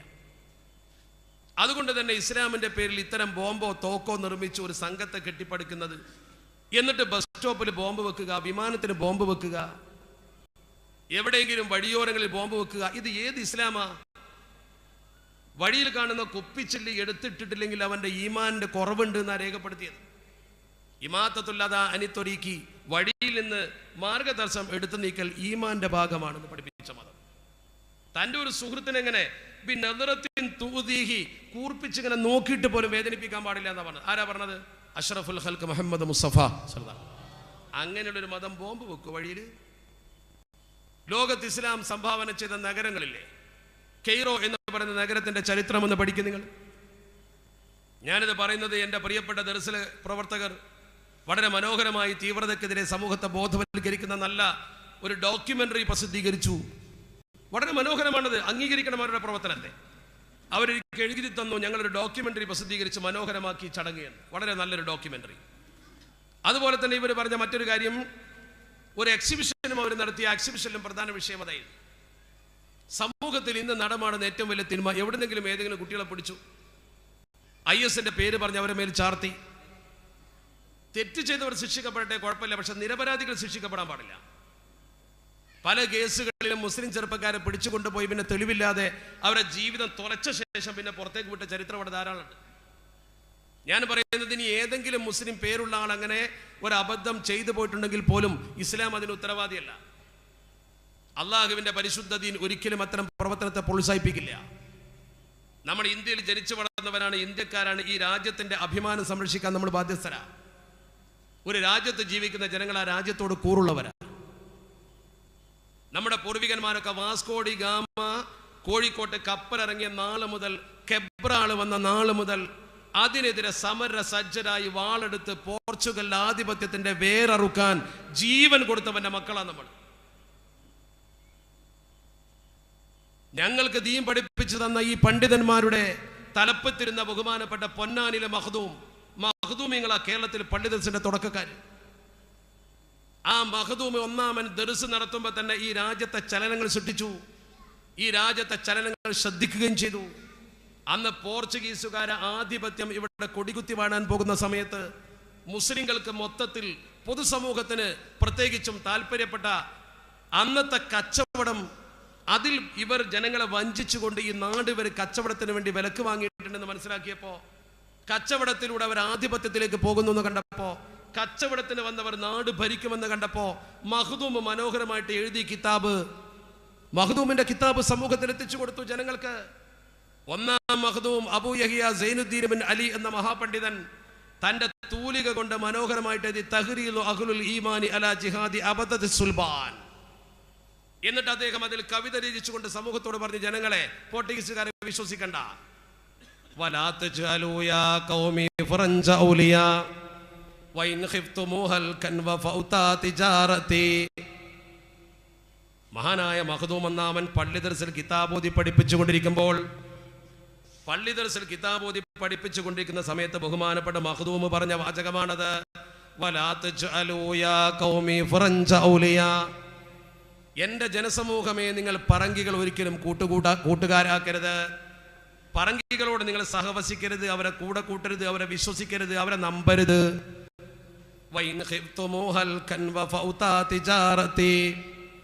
നിങ്ങളെ കച്ചവടം നശിക്കുമെന്ന് പേടിച്ചാലും, നിങ്ങൾക്ക് നാശം വരുമെന്ന് പേടിച്ചാലും, ഒരു കാരണവശാലും നിങ്ങൾ പറങ്കികളുടെ കൂടല്ല കേട്ടോ. അവർ ഈ നാടിന് അപകടമാണ്. നാട്ടിലേക്ക് കടങ്ങുന്ന വന്ന പറങ്കിപ്പടയെ പറത്താൻ മഖ്ദൂമിന്റെ വാക്ക് കൊണ്ട് ജനസമൂഹം തയ്യാറായപ്പോ മഖ്ദൂമിന്റെ വാക്ക് കേട്ട് പൊന്നാനിന്ന് വാളും പിടിച്ച് സാമൂതിരിയുടെ അരമനയിൽ വന്ന ആളാണ് ബഹുമാനപ്പെട്ട കുഞ്ഞാലി. 4 തലമുറ കുഞ്ഞാലിമാർ അറബിക്കടലിന്റെ ഓരവും തീരവും കാത്ത് ഈ സമൂഹത്തിന്റെ അഭിമാനം കാത്ത് രക്ഷിച്ചുകൊണ്ട് കോഴിക്കോട് എന്ന് പറയുന്ന സാമൂതിരിയുടെ വിശാല വിസ്തൃത രാജ്യം കാത്തു. ആന്ത്രോ ഫുട്ടോഡോവിന്റെ പടക്കപ്പൽ ഇരിങ്ങൽ കോട്ടക്കൽ വന്ന് നിൽക്കുമ്പോൾ ആന്ത്രോ ഫുട്ടോഡോവ് കുഞ്ഞാലിയെ നോക്കിക്കൊണ്ടൊരു മെസ്സേജ് കൊടുത്തു, കുഞ്ഞാലി, ഞാൻ അങ്ങോട്ട് കടക്കാൻ പോവുകയാണ്, നിങ്ങളുടെ നാട് ഞാൻ പിടിച്ചടക്കും, നിങ്ങൾ പിന്മാറണം. കുഞ്ഞാലി തിരിച്ചൊരു മെസ്സേജ് കൊടുത്തു കടലിലേക്ക്. പുറംകടലിൽ നങ്കൂരമിട്ട ആന്ത്രോ ഫുട്ടോഡോവിന്റെ കപ്പലിലേക്ക് ബോട്ട് അയച്ചുകൊണ്ട് കുഞ്ഞാലി ഒരു കുറിപ്പ് കൊടുത്തു, ഞങ്ങൾ ഈ രാജാവിന്റെ അതിർത്തി കാക്കാൻ നിൽക്കുന്ന പട്ടാളമാണ്. എന്റെയും എൻ്റെ സഹപ്രവർത്തകരുടെയും മയ്യത്തിന്റെ മേലല്ലാതെ നിനക്ക് ഈ കോഴിക്കോട്ടെ ആധിപത്യം ഒരിക്കലും സൃഷ്ടിക്കാൻ കഴിയില്ല. ധൈര്യമുണ്ടെങ്കിൽ കടന്നു വാ. ആന്ത്രോ ഫുട്ടോഡോവ് മരിക്കാൻ വന്ന ആളല്ല, കുഞ്ഞാലിക്ക് മരിക്കാൻ പേടിയില്ലായിരുന്നു. ആന്ത്രോ ഫുട്ടോഡോവ് പിൻവാങ്ങി. പടക്കപ്പലിൽ പീരങ്കിയുമായി വന്ന ആന്ത്രോ ഫുട്ടോഡോവ് കുഞ്ഞാലിയുടെ വാക്കിന്റെ പേര് വിറച്ചിട്ട് പിന്മാറി. 4 തലമുറ കുഞ്ഞാലിമാർ അറബിക്കടലിന്റെ ഓരവും തീരവും കാത്തു. പോർച്ചുഗീസുകാർ ഈ നാട് വിടേണ്ടി വന്നു. പിന്നെ വന്നു ബ്രിട്ടീഷുകാർ വന്നപ്പോ തഹ്രീർ എഴുതിക്കൊണ്ട് മമ്പറത്തെ തങ്ങളും അതുപോലെ തന്നെ പ്രഗത്ഭമായ സ്വാതന്ത്ര്യ സമര നായകന്മാരും മുന്നോട്ട് വന്നുകൊണ്ട് ഈ നാട് സമരഭൂമിയാക്കി തീർത്ത് മുസ്ലിം ഉമ്മത്തിന്റെയും ഇവിടുത്തെ ഹൈന്ദവ സഹോദരന്റെയും കൂട്ടായ്മയുടെ ഫലമായി ഈ രാജ്യം സ്വാതന്ത്ര്യം നേടി. പണ്ഡിതർസിൽ പഠിപ്പിക്കുന്ന മുത്തഅല്ലിമീങ്ങൾ, മമ്പറത്ത് കിടക്കുന്ന മൗലദബില കുത്തുബുസ്സമാൻ തങ്ങൾ മനോഹരമായിട്ടൊരു കിതാബ് എഴുതിയ കിതാബിന്റെ പേര് തന്നെ ഈ സമൂഹത്തെ ശരിക്കും സൈഫുൽ ബത്താർ അലാ മൻ യുവാലിൽ കുഫാർ വയത്തഖിദുഹും മിൻ ദൂനില്ലാഹി വൽ മുഅ്മിനീന അൻസാർ. ആ കിതാബ് എഴുതിയാണ് കൊടുത്തു ഗോവന്. മകൻ ആ ഫത്വ സമാഹരിച്ചതാണ് ഉദ്ദത്തുൽ ഉമറാഇ വൽ ഹുക്കാം ലി ഇഹാനത്തിൽ കഫറത്തി വഅബദത്തിൽ അസ്നാം. അതാണ് തന്റെ മകൻ ഫദ്ൽ ബൂക്കായ പുസ്തകമാക്കിയത്. ആ ഫദ്ലിന്റെ പുസ്തകം കണ്ട് ബ്രിട്ടീഷുകാർ ഞെട്ടിയിട്ട് നാട് കടത്താൻ ഉത്തരവിട്ടു. അറിയോ, ഈ ആത്മീയ നായകന്മാരും പണ്ഡിതന്മാരും സമരസജ്ജരായ ഒരു ഉമ്മത്തിനെ കളത്തിലിറക്കിക്കൊണ്ട് അവരുടെ ചോര കൊടുത്ത് വാങ്ങിയ സ്വാതന്ത്ര്യത്തിന്റെ മക്കൾ പിൽക്കാലത്ത് ജീവിക്കുമ്പോ IS പേര് പറഞ്ഞ് ഉമ്മത്തിനെ രാജ്യദ്രോഹികളാക്കാൻ ആര് വന്നാലും ശരി, ചരിത്രം അത് അംഗീകരിക്കൂല. നിങ്ങൾ ചരിത്രം പഠിക്കണം. പള്ളി ദിവസം പോയിട്ട് നമ്മുടെ പൂർവികന്മാർ ഈ രാജ്യത്തിന്റെ മോചനത്തിന് വേണ്ടി പൊരുതി മരിച്ചു വീണവരാ. അതോടൊപ്പം പള്ളി ദർസിന്റെ പാരമ്പര്യം ഏറ്റുപിടിച്ചവരാ. പള്ളി ദർസ് വെറും ലോകം തിരിയാത്ത ആൾക്കാരെ ഒരു മേഖലയല്ല. ലോകം തിരിയുന്നത് കൊണ്ടാണ് മഖ്ദൂം ഒരു കൈ കൊണ്ട് തുഹ്ഫത്തുൽ മുജാഹിദീനും മറ്റേ കൈ കൊണ്ട് ഫത്ഹുൽ മുബീനും എഴുതിയത്. അതാ ചിന്തിക്കേണ്ടത്. അവിടെ നമ്മൾ ചിന്തിക്കേണ്ടത്. മനോഹരമായ ഗ്രന്ഥങ്ങൾ ഈ സമൂഹത്തിന് പകർന്നു കൊടുത്തുകൊണ്ട് ഈ സമൂഹത്തെ പഠിപ്പിച്ചു.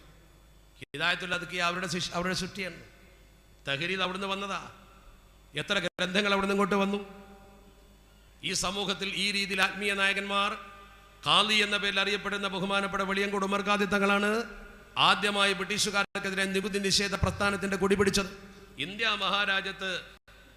മഹാരാജ്യത്തെ രാഷ്ട്രപിതാവ് ജനിക്കുന്നതിന്റെ മുമ്പ്, ഗാന്ധിജി ജനിക്കുന്നതിന് മുമ്പ് നികുതി നിഷേധ പ്രസ്ഥാനം വെളിയങ്കോട്ട് ആരംഭിച്ച ആളാണ് ഉമർ ഖാദി തങ്ങൾ.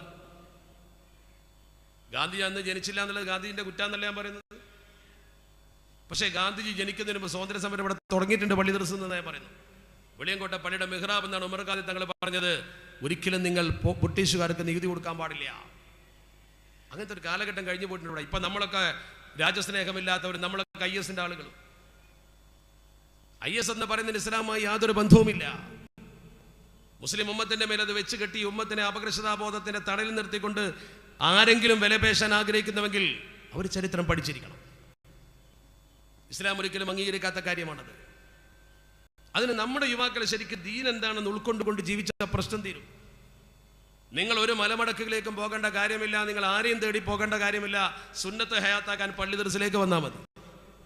അവിടെ തഹജ്ജുദ് ഉണ്ടാകും, അവിടെ ഹദ്ദാദ് ഉണ്ടാകും, അവിടെ ഇമാമത്ത് നിർത്തി പരിശീലനം ഉണ്ടാകും, ഖുത്ബ ഓതി പരിശീലനം ഉണ്ടാകും, സമാജത്തിൽ പ്രസംഗിച്ച് പരിശീലനം ഉണ്ടാകും, ഭൗതിക വിദ്യാഭ്യാസം നേടാനുള്ള സൗകര്യവും ഉസ്താദ് ചെയ്തു കൊടുത്തിട്ടുണ്ടാവും. പണ്ടൊക്കെ പള്ളി ദർസിൽ തന്നെ പഠിപ്പിച്ചിരുന്നു. ഇപ്പോൾ പുറത്തേക്ക് സ്കൂളിൽ പോകാനുള്ള സൗകര്യം നമ്മൾ ചെയ്തു കൊടുക്കുന്നുണ്ട്. രണ്ടുമാണമല്ലോ. കാലഘട്ടത്തിന്റെ ചുവരെഴുത്ത് വായിച്ചുകൊണ്ട് ദീൻ പഠിക്കണം. അപ്പോൾ ഭൗതിക വിദ്യയും മതവിദ്യയും സമന്വയിച്ചു കൊടുക്കുന്ന മനോഹര സ്ഥാപനം. എന്നാലും കോളേജിനേക്കാൾ പള്ളി ദർസിന് ഒരു പ്രത്യേകത, ഒരു ഉസ്താദിന്റെ തെർബിയത്തിലാണ് മുഴുവൻ കുട്ടികളും. നല്ല ശരിക്കും തെർബിയ, അവനെപ്പോൾ ഉണരണം, അവനെപ്പോൾ ഉറങ്ങണം, അവൻ്റെ വസ്ത്രം എങ്ങനെയായിരിക്കണം, അവൻ്റെ മുടി എത്രത്തോളം നീളണം, പഠിപ്പിക്കും ശരിക്ക്. നമ്മുടെ കുട്ടികൾക്ക് സ്ഥിരത ഉണ്ടാവില്ലല്ലോ.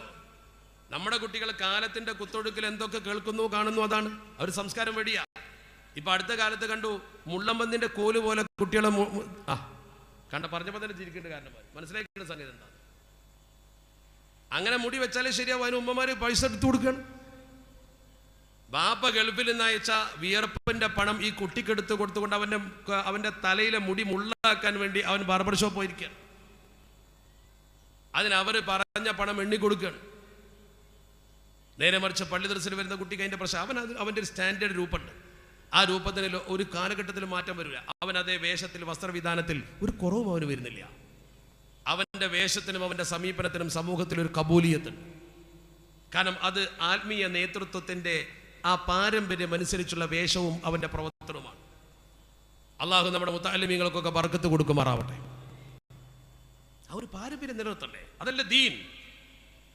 ഇന്നും പണ്ഡിതന് സമൂഹത്തിലൊരു മാന്യമായ സ്ഥാനം ഉണ്ടല്ലോ. PK പുസ്തകം വന്നപ്പോൾ നിങ്ങളൊക്കെ സ്വീകരിച്ച രംഗം എന്താ കാരണം? അതൊരു വിലയാണ്. ആ നിലയും വിലയും ആ പാണ്ഡിത്യത്തിന്റെ ഗരിമ നിലനിർത്തുമ്പോഴുണ്ടാകും. ഇൽമിനെ എന്നും സമൂഹം വില കൽപ്പിച്ചു. പ്രത്യേകിച്ച് ലോകത്ത് ഏറ്റവും കൂടുതൽ ഇൽമിനെ വില വലിച്ച മഹാനാണ് അഷ്റഫുൽ ഖൽഖ് മുഹമ്മദ് മുസ്തഫ സ്വല്ലല്ലാഹു അലൈഹി വസല്ലം. ഇൽമിനെ മാത്രമാണ് നബി തങ്ങൾ വില കൽപ്പിച്ചത്. എത്രമാത്രം ഇൽമുണ്ടെങ്കിലും അത് മതിയാകില്ലെന്ന് പറഞ്ഞുകൊണ്ട് വഖുർ റബ്ബി സിദ്നി ഇൽമാ എന്ന് പ്രാർത്ഥിപ്പിച്ചു. അള്ളാഹുവിന്റെ പരിശുദ്ധ ഖുർആൻ ആ പ്രാർത്ഥന നമ്മളെ പഠിപ്പിച്ചു. ഇൽമ വർദ്ധിച്ചു കിട്ടാൻ നബി തങ്ങൾ പഠിച്ചോട് വാക്കും റബ്ബി സിദ്നി ഇൽമാ. നബി തങ്ങളാ പറയുന്നത്. അലം നശ്റഹ് ലക സദ്റക എന്നല്ലയാണ് പറഞ്ഞത്. നിങ്ങൾക്ക് ഞാൻ സകല വിജ്ഞാനങ്ങളും തന്നിട്ടില്ല നബിയെ.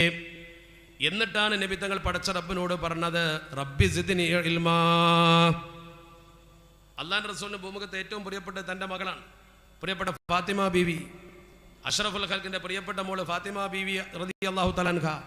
ഫാത്തിമ ബീവിനെ നബി തങ്ങൾ ശരിക്കും തർബിയത്ത് ചെയ്തു, കാര്യങ്ങളൊക്കെ ശരിക്കും പഠിപ്പിച്ചു കൊടുത്തു.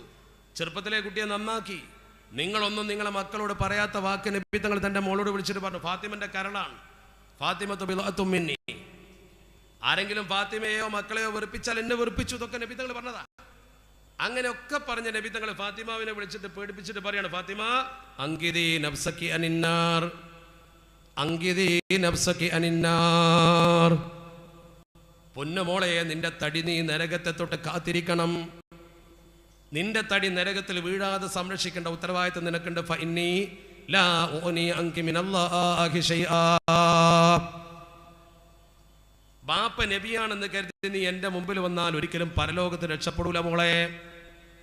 ബാപ്പ നബിയാണെന്ന് ശരി, അത് കരുതി അങ്ങോട്ട് വരണ്ട.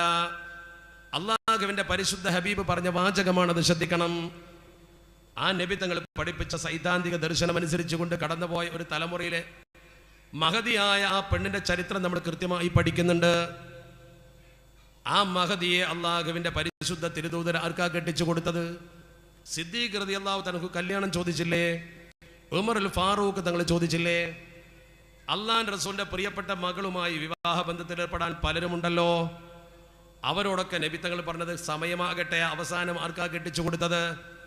പട്ടിണിയും പരിവട്ടവുമായി കിടന്ന് നരകിച്ചിട്ട് അബൂ താലിബിന്റെ മക്കളുടെ ഗതികേട് കണ്ടിട്ട് അള്ളാഹുവിന്റെ തിരുദൂതർ അബ്ബാസ് റളിയല്ലാഹു തആല വിളിച്ചിട്ട് പറഞ്ഞു, പിതൃവ്യനായ അബ്ബാസ് തങ്ങളോട് പറഞ്ഞു, 2 കുട്ടികളെ നമുക്ക് ദത്തെടുക്കാം, 2 കുട്ടികളെ നമുക്ക് ദത്തെടുക്കാം. അബൂ താലിബിന് മക്കൾ ഒരുപാടുണ്ട്, പട്ടിണിയാണ്, പണം തികയുന്നില്ല, ഭക്ഷണം കൊടുക്കാൻ പോലും കഴിയാതെ അന്നം മുട്ടി നിൽക്കുന്ന അവസ്ഥയിൽ പരിവട്ടം കണ്ടപ്പോ, ആ കുടുംബത്തിന്റെ ദാരിദ്ര്യം കണ്ടപ്പോ നബി തങ്ങൾ പറഞ്ഞു, നമുക്കങ്ങനെ ചെയ്തുകൂടെ? അബ്ബാസ് തങ്ങൾ പറഞ്ഞു, ഒരു കുട്ടിയെ ഞാൻ ഏറ്റെടുക്കാം. ജഅഫർ റളിയല്ലാഹു തആല അൻഹുവിനെ അക്ബർ ഏറ്റെടുത്തു. മൂത്തത്തിന്റെ രണാങ്കണത്തിൽ മരിച്ചു വീണ ജഅഫർ ഇബ്നു അബീ ത്വാലിബ് തങ്ങളെ അബൂ താലിബിന്റെ മകൻ ജഅഫർ റളിയല്ലാഹു തആല അൻഹുവിനെ അബ്ബാസ് തങ്ങൾ കൊണ്ടുപോയി പോറ്റാമെന്ന് ഏറ്റു. അലി ഇബ്നു അബീ ത്വാലിബ് തങ്ങളെ നബി തങ്ങളും കൊണ്ടുപോയി പോറ്റി. നബി തങ്ങൾ ദത്തെടുത്ത് വളർത്തിയ 5 പൈസക്ക് ഗതിയില്ലാത്ത ആ അലി ഇബ്നു അബീ ത്വാലിബിന് തന്റെ മകളെ കൊടുത്തത് എന്തിനാ? അത്ര വലിയ സൗന്ദര്യമൊന്നും അലി തങ്ങൾക്ക് രേഖപ്പെടുത്തിയിട്ടില്ലല്ലോ. അലി ഇബ്നു അബീ ത്വാലിബിന് തന്റെ മകളെ നബി തങ്ങൾ കൊടുത്തത് ഇൽമു നോക്കിയിട്ടാണ്, ഇൽമു നോക്കിയിട്ടാണ്, ഇൽമു മാത്രം. കാരണം മദീനത്തെ അത്ര വലിയ ആലിമായിരുന്നു അലി റളിയല്ലാഹു തആല അൻഹു. അത്ര വലിയ ആലിം. ഏത് വിഷയവും ചോദിച്ചാൽ കൃത്യമായി മറുപടി പറയുന്ന ആലിം. അന മദീനത്തുൽ ഇൽമി വ അലിയുൻ ബാബുഹാ ഖാല റസൂലുള്ളാഹി സ്വല്ലല്ലാഹു അലൈഹി വസല്ലം. ഒരു സഹോദരി ഒരു സ്വർണ്ണമോതിരം കൊണ്ട് കൊടുത്തയച്ചിട്ടുണ്ട്, പ്രത്യേകം എടുത്തു പറയേണ്ടതാണ്. ആ സഹോദരി ഇതിൽ എഴുതിയിരിക്കുന്നത് മനസ്സിലുള്ള ആഗ്രഹം സാധിക്കുവാനും ഈമാനോടുകൂടി മരിക്കുവാനും ദുആ ചെയ്യണം. ഏറ്റവും നല്ലൊരാഗ്രഹമാണ്. ഈ ലോകത്ത് പോകുമ്പോൾ ഈമാനോടുകൂടി പോകണമെന്ന നിയ്യത്തോടുകൂടി നമ്മുടെ ഈ ദർസിൻ്റെ ചെലവിലേക്ക്, ഈ ദർസിലേക്ക്, ഈ സമാജത്തിലേക്ക്, ഈ കുട്ടികൾക്ക് വേണ്ടി ഒരു സ്വർണ്ണമോതിരം അല്ലാഹുവേ നീ കബൂലാക്കണേ തമ്പുരാനെ. ആ സഹോദരിക്ക് ഈ നല്ല ഉദ്ദേശം ഈ സദസ്സിൻ്റെ ഹക്ക് ജാക്ക് ബർക്കത്ത് കൊണ്ട്, ഈ മുത്തഅല്ലിമീങ്ങളുടെ ഹക്ക് കൊണ്ട്, ഇൽമിൻ്റെ ഹക്ക് കൊണ്ട് പടച്ചവനെ മരണസമയത്ത് കെലിമ ചൊല്ലി ഈമാനോടെ മരിക്കാൻ നീ തൗഫീക്ക് നൽകണേ തമ്പുരാനെ. അല്ലാഹുവേ ഞങ്ങൾക്കും നീ ജീവിതത്തിൽ ആ സൗഭാഗ്യം നൽകണേ റബ്ബേ. എല്ലാവരും ദ്വാരത്തോളി. ഗാമിനത്തിന് ഏതായാലാവട്ടെ. അലി ഇബ്നു അബീ ത്വാലിബ് റളിയല്ലാഹു തആല ആ കാലഘട്ടത്തിലെ പ്രമുഖനാണ്, ഇൽമിൽ അഗ്രേസനാണ്. അദ്ദേഹത്തെ കവച്ചു വെക്കാൻ ഒരാൾക്കും കഴിയില്ല. ഏത് വിഷയം അദ്ദേഹത്തിന് മുമ്പിൽ വന്നാലും ഉടനെ അദ്ദേഹം അതിന് തീർപ്പ് കൽപ്പിക്കും. ശറഇന്റെ അടിസ്ഥാനത്തിൽ എത്രയോ അനുഭവങ്ങളുണ്ട്. അലി ഇബ്നു അബീ ത്വാലിബ് തങ്ങൾ വിഷയം പറഞ്ഞാൽ പിന്നെ തർക്കിക്കണ്ട. ഇനി അദ്ദേഹത്തിൻ്റെ ബുദ്ധിശക്തി എന്ന് പറഞ്ഞാൽ ഇന്നൊക്കെ നമ്മുടെ മക്കൾ ശരിക്കും അരിത്മാറ്റിക്സ് ഒക്കെ പഠിച്ചിട്ട് എല്ലാ കാര്യത്തിലും താർക്കികന്മാരും പ്രഗത്ഭരുമാകുമ്പോൾ അലി ഇബ്നു അബീ ത്വാലിബ് തങ്ങൾ ഏത് വിഷയത്തിലും ഉടനെ എടുത്തടിച്ച് മറുപടി പറയാൻ കെൽപ്പുള്ള ആളാണ്. ഭാഷ, അതുപോലെ തന്നെ സാഹിത്യം, ഫിഖ്, ഹദീസ് ഒക്കെ പാണ്ഡിത്യമുള്ള മഹാനാണ്. രസകരമായ ഒരു സംഭവം താരീഖിൽ വായിച്ചത് ഞാൻ ഓർക്കുകയാണ്.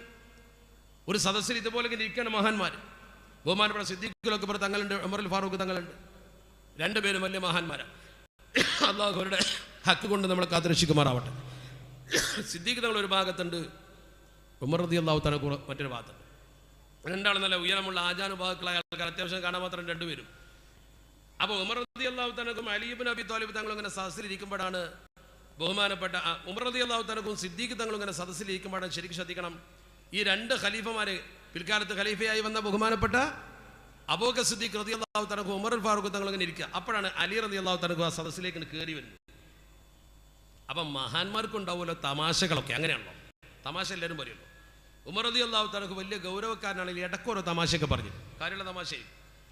അപ്പോൾ സിദ്ദീഖ് റളിയല്ലാഹു തആല ഉമർ റളിയല്ലാഹു തആല ഇങ്ങനെ ഇരിക്കുന്ന സമയത്ത് അലി റളിയല്ലാഹു തആല ഇങ്ങനെ കയറിയുമ്പോൾ അലി റളിയല്ലാഹു ഒരു കുറിയാളാ, കുള്ളനാണ്, ഉയരം കുറവേ, ഇവരെ അപേക്ഷിച്ച് വളരെ ഉയരം കുറഞ്ഞ ആളാണ്. അപ്പോൾ ഈ ഉയരം കുറഞ്ഞ ആളായതുകൊണ്ട് ഉമർ റളിയല്ലാഹു തആല ആ സദസ്സിൽ ഒരു തമാശ പൊട്ടിച്ചു, രസകരമായൊരു തമാശ. അദ്ദേഹം പറഞ്ഞു, അലിപ്പ ഞങ്ങളുടെ ഇടയിൽ വന്നിരുന്നാൽ അലിയുൻ ബൈനന കന്നൂനി ഫീ ലനാ എന്ന് പറഞ്ഞു. അലിയുൻ ബൈനന, അലിപ്പ ഞങ്ങളുടെ ഇടയിൽ വന്നിരുന്നാൽ കന്നൂനി, നൂനിൻ്റെ മാതിരി ഉണ്ടാവും, ഫീ ലന. നിങ്ങൾ മനസ്സിൽ ലന എന്നൊന്ന് എഴുതി നോക്കി, ഇങ്ങനെ എഴുതുക, ലാമ് പിന്നെ നൂനിൻ്റെ അതിൻ്റെ അലിഫു, ലന. ലന എന്നതിലെ നൂന് പോലെ ഞാൻ ഈ അലിഫും അബൂബക്കർ സിദ്ദീഖ് റളിയല്ലാഹു തആല ഉമർ റളിയല്ലാഹു രണ്ട് അലിഫ്, അതിൻ്റെ നടുക്ക് അലി ഇങ്ങനെ ഒരു നൂനും, നല്ല കോലുണ്ടാവുന്നതാണ്, കാണാൻ നല്ല തമാശയാണ്. ലന എന്ന് എഴുതുന്ന നൂന് മാതിരി അലി ഇങ്ങനെ എന്നാൽ ഇവിടെ ഒരു അലിഫ് ഞാനും ഇവിടെ ഉമറും ഉണ്ടാവും, അതിനിടയ്ക്ക് നൂനിൻ്റെ മാതിരി അലി ഉണ്ടാവും. അങ്ങനെ നിന്നപ്പോൾ ഈ തമാശ നമ്മളോടാണ് പറയുന്നതെങ്കിൽ നമ്മൾ എന്ത് ചെയ്യും, ഒന്ന് ചമ്മിപ്പോവും. അലി ഇബ്നു അബീ ത്വാലിബ് തങ്ങൾ ചിരിച്ചുകൊണ്ട് അത് അംഗീകരിച്ചിട്ട് പറഞ്ഞു, ലൗല അന ലകുന്തുമാ ലാ, ഞാൻ എങ്ങാനും എൻ്റെ അടിയിലില്ലെങ്കിൽ നിങ്ങൾ രണ്ടാളും ഉണ്ടാവില്ല, മിണ്ടിയില്ല പിന്നെ ഉണ്ടാവും. അത് പറയണമെങ്കിൽ അപാരമായൊരു ബുദ്ധിശക്തി തന്നെ വേണം. എന്ന് പറഞ്ഞാൽ രണ്ടലിപ്പിങ്ങനെ ആ നൂനവിടെ അല്ലേ, നൂൻ്റെ പുള്ളിയുടെ പേരെ ലാന്നാവൂലേ, ലാറിന ഇല്ല എന്നല്ലേ, ഞാൻ ഇല്ലെങ്കിൽ നിങ്ങൾ രണ്ടാളും ഇല്ല, ഞാൻ ഉള്ളതുകൊണ്ട് ഉണ്ടാവുന്നതാണ്.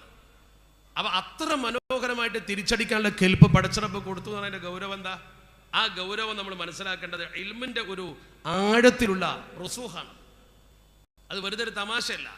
ആ രീതിയിൽ നർമ്മത്തിലാണെങ്കിലും കർമ്മത്തിലാണെങ്കിലും എവിടെയാണെങ്കിലും ശരി കൃത്യമായി ഇടപെടാൻ കെൽപ്പുള്ളൊരു പണ്ഡിതൻ. അദ്ദേഹത്തോട് ആരെങ്കിലും ഒരു വിഷയത്തെക്കുറിച്ച് ചോദിച്ചാൽ മനോഹരമായിട്ട് അതേക്കുറിച്ച് പറയുമായിരുന്നു. ഞാൻ പറഞ്ഞു വന്നത് പള്ളി ദർസ് എന്നതുകൊണ്ട് ഉദ്ദേശിക്കപ്പെടുന്ന ശറഇന്റെ ഒരു ഇൽമിൻ്റെ അടിത്തറുണ്ട്.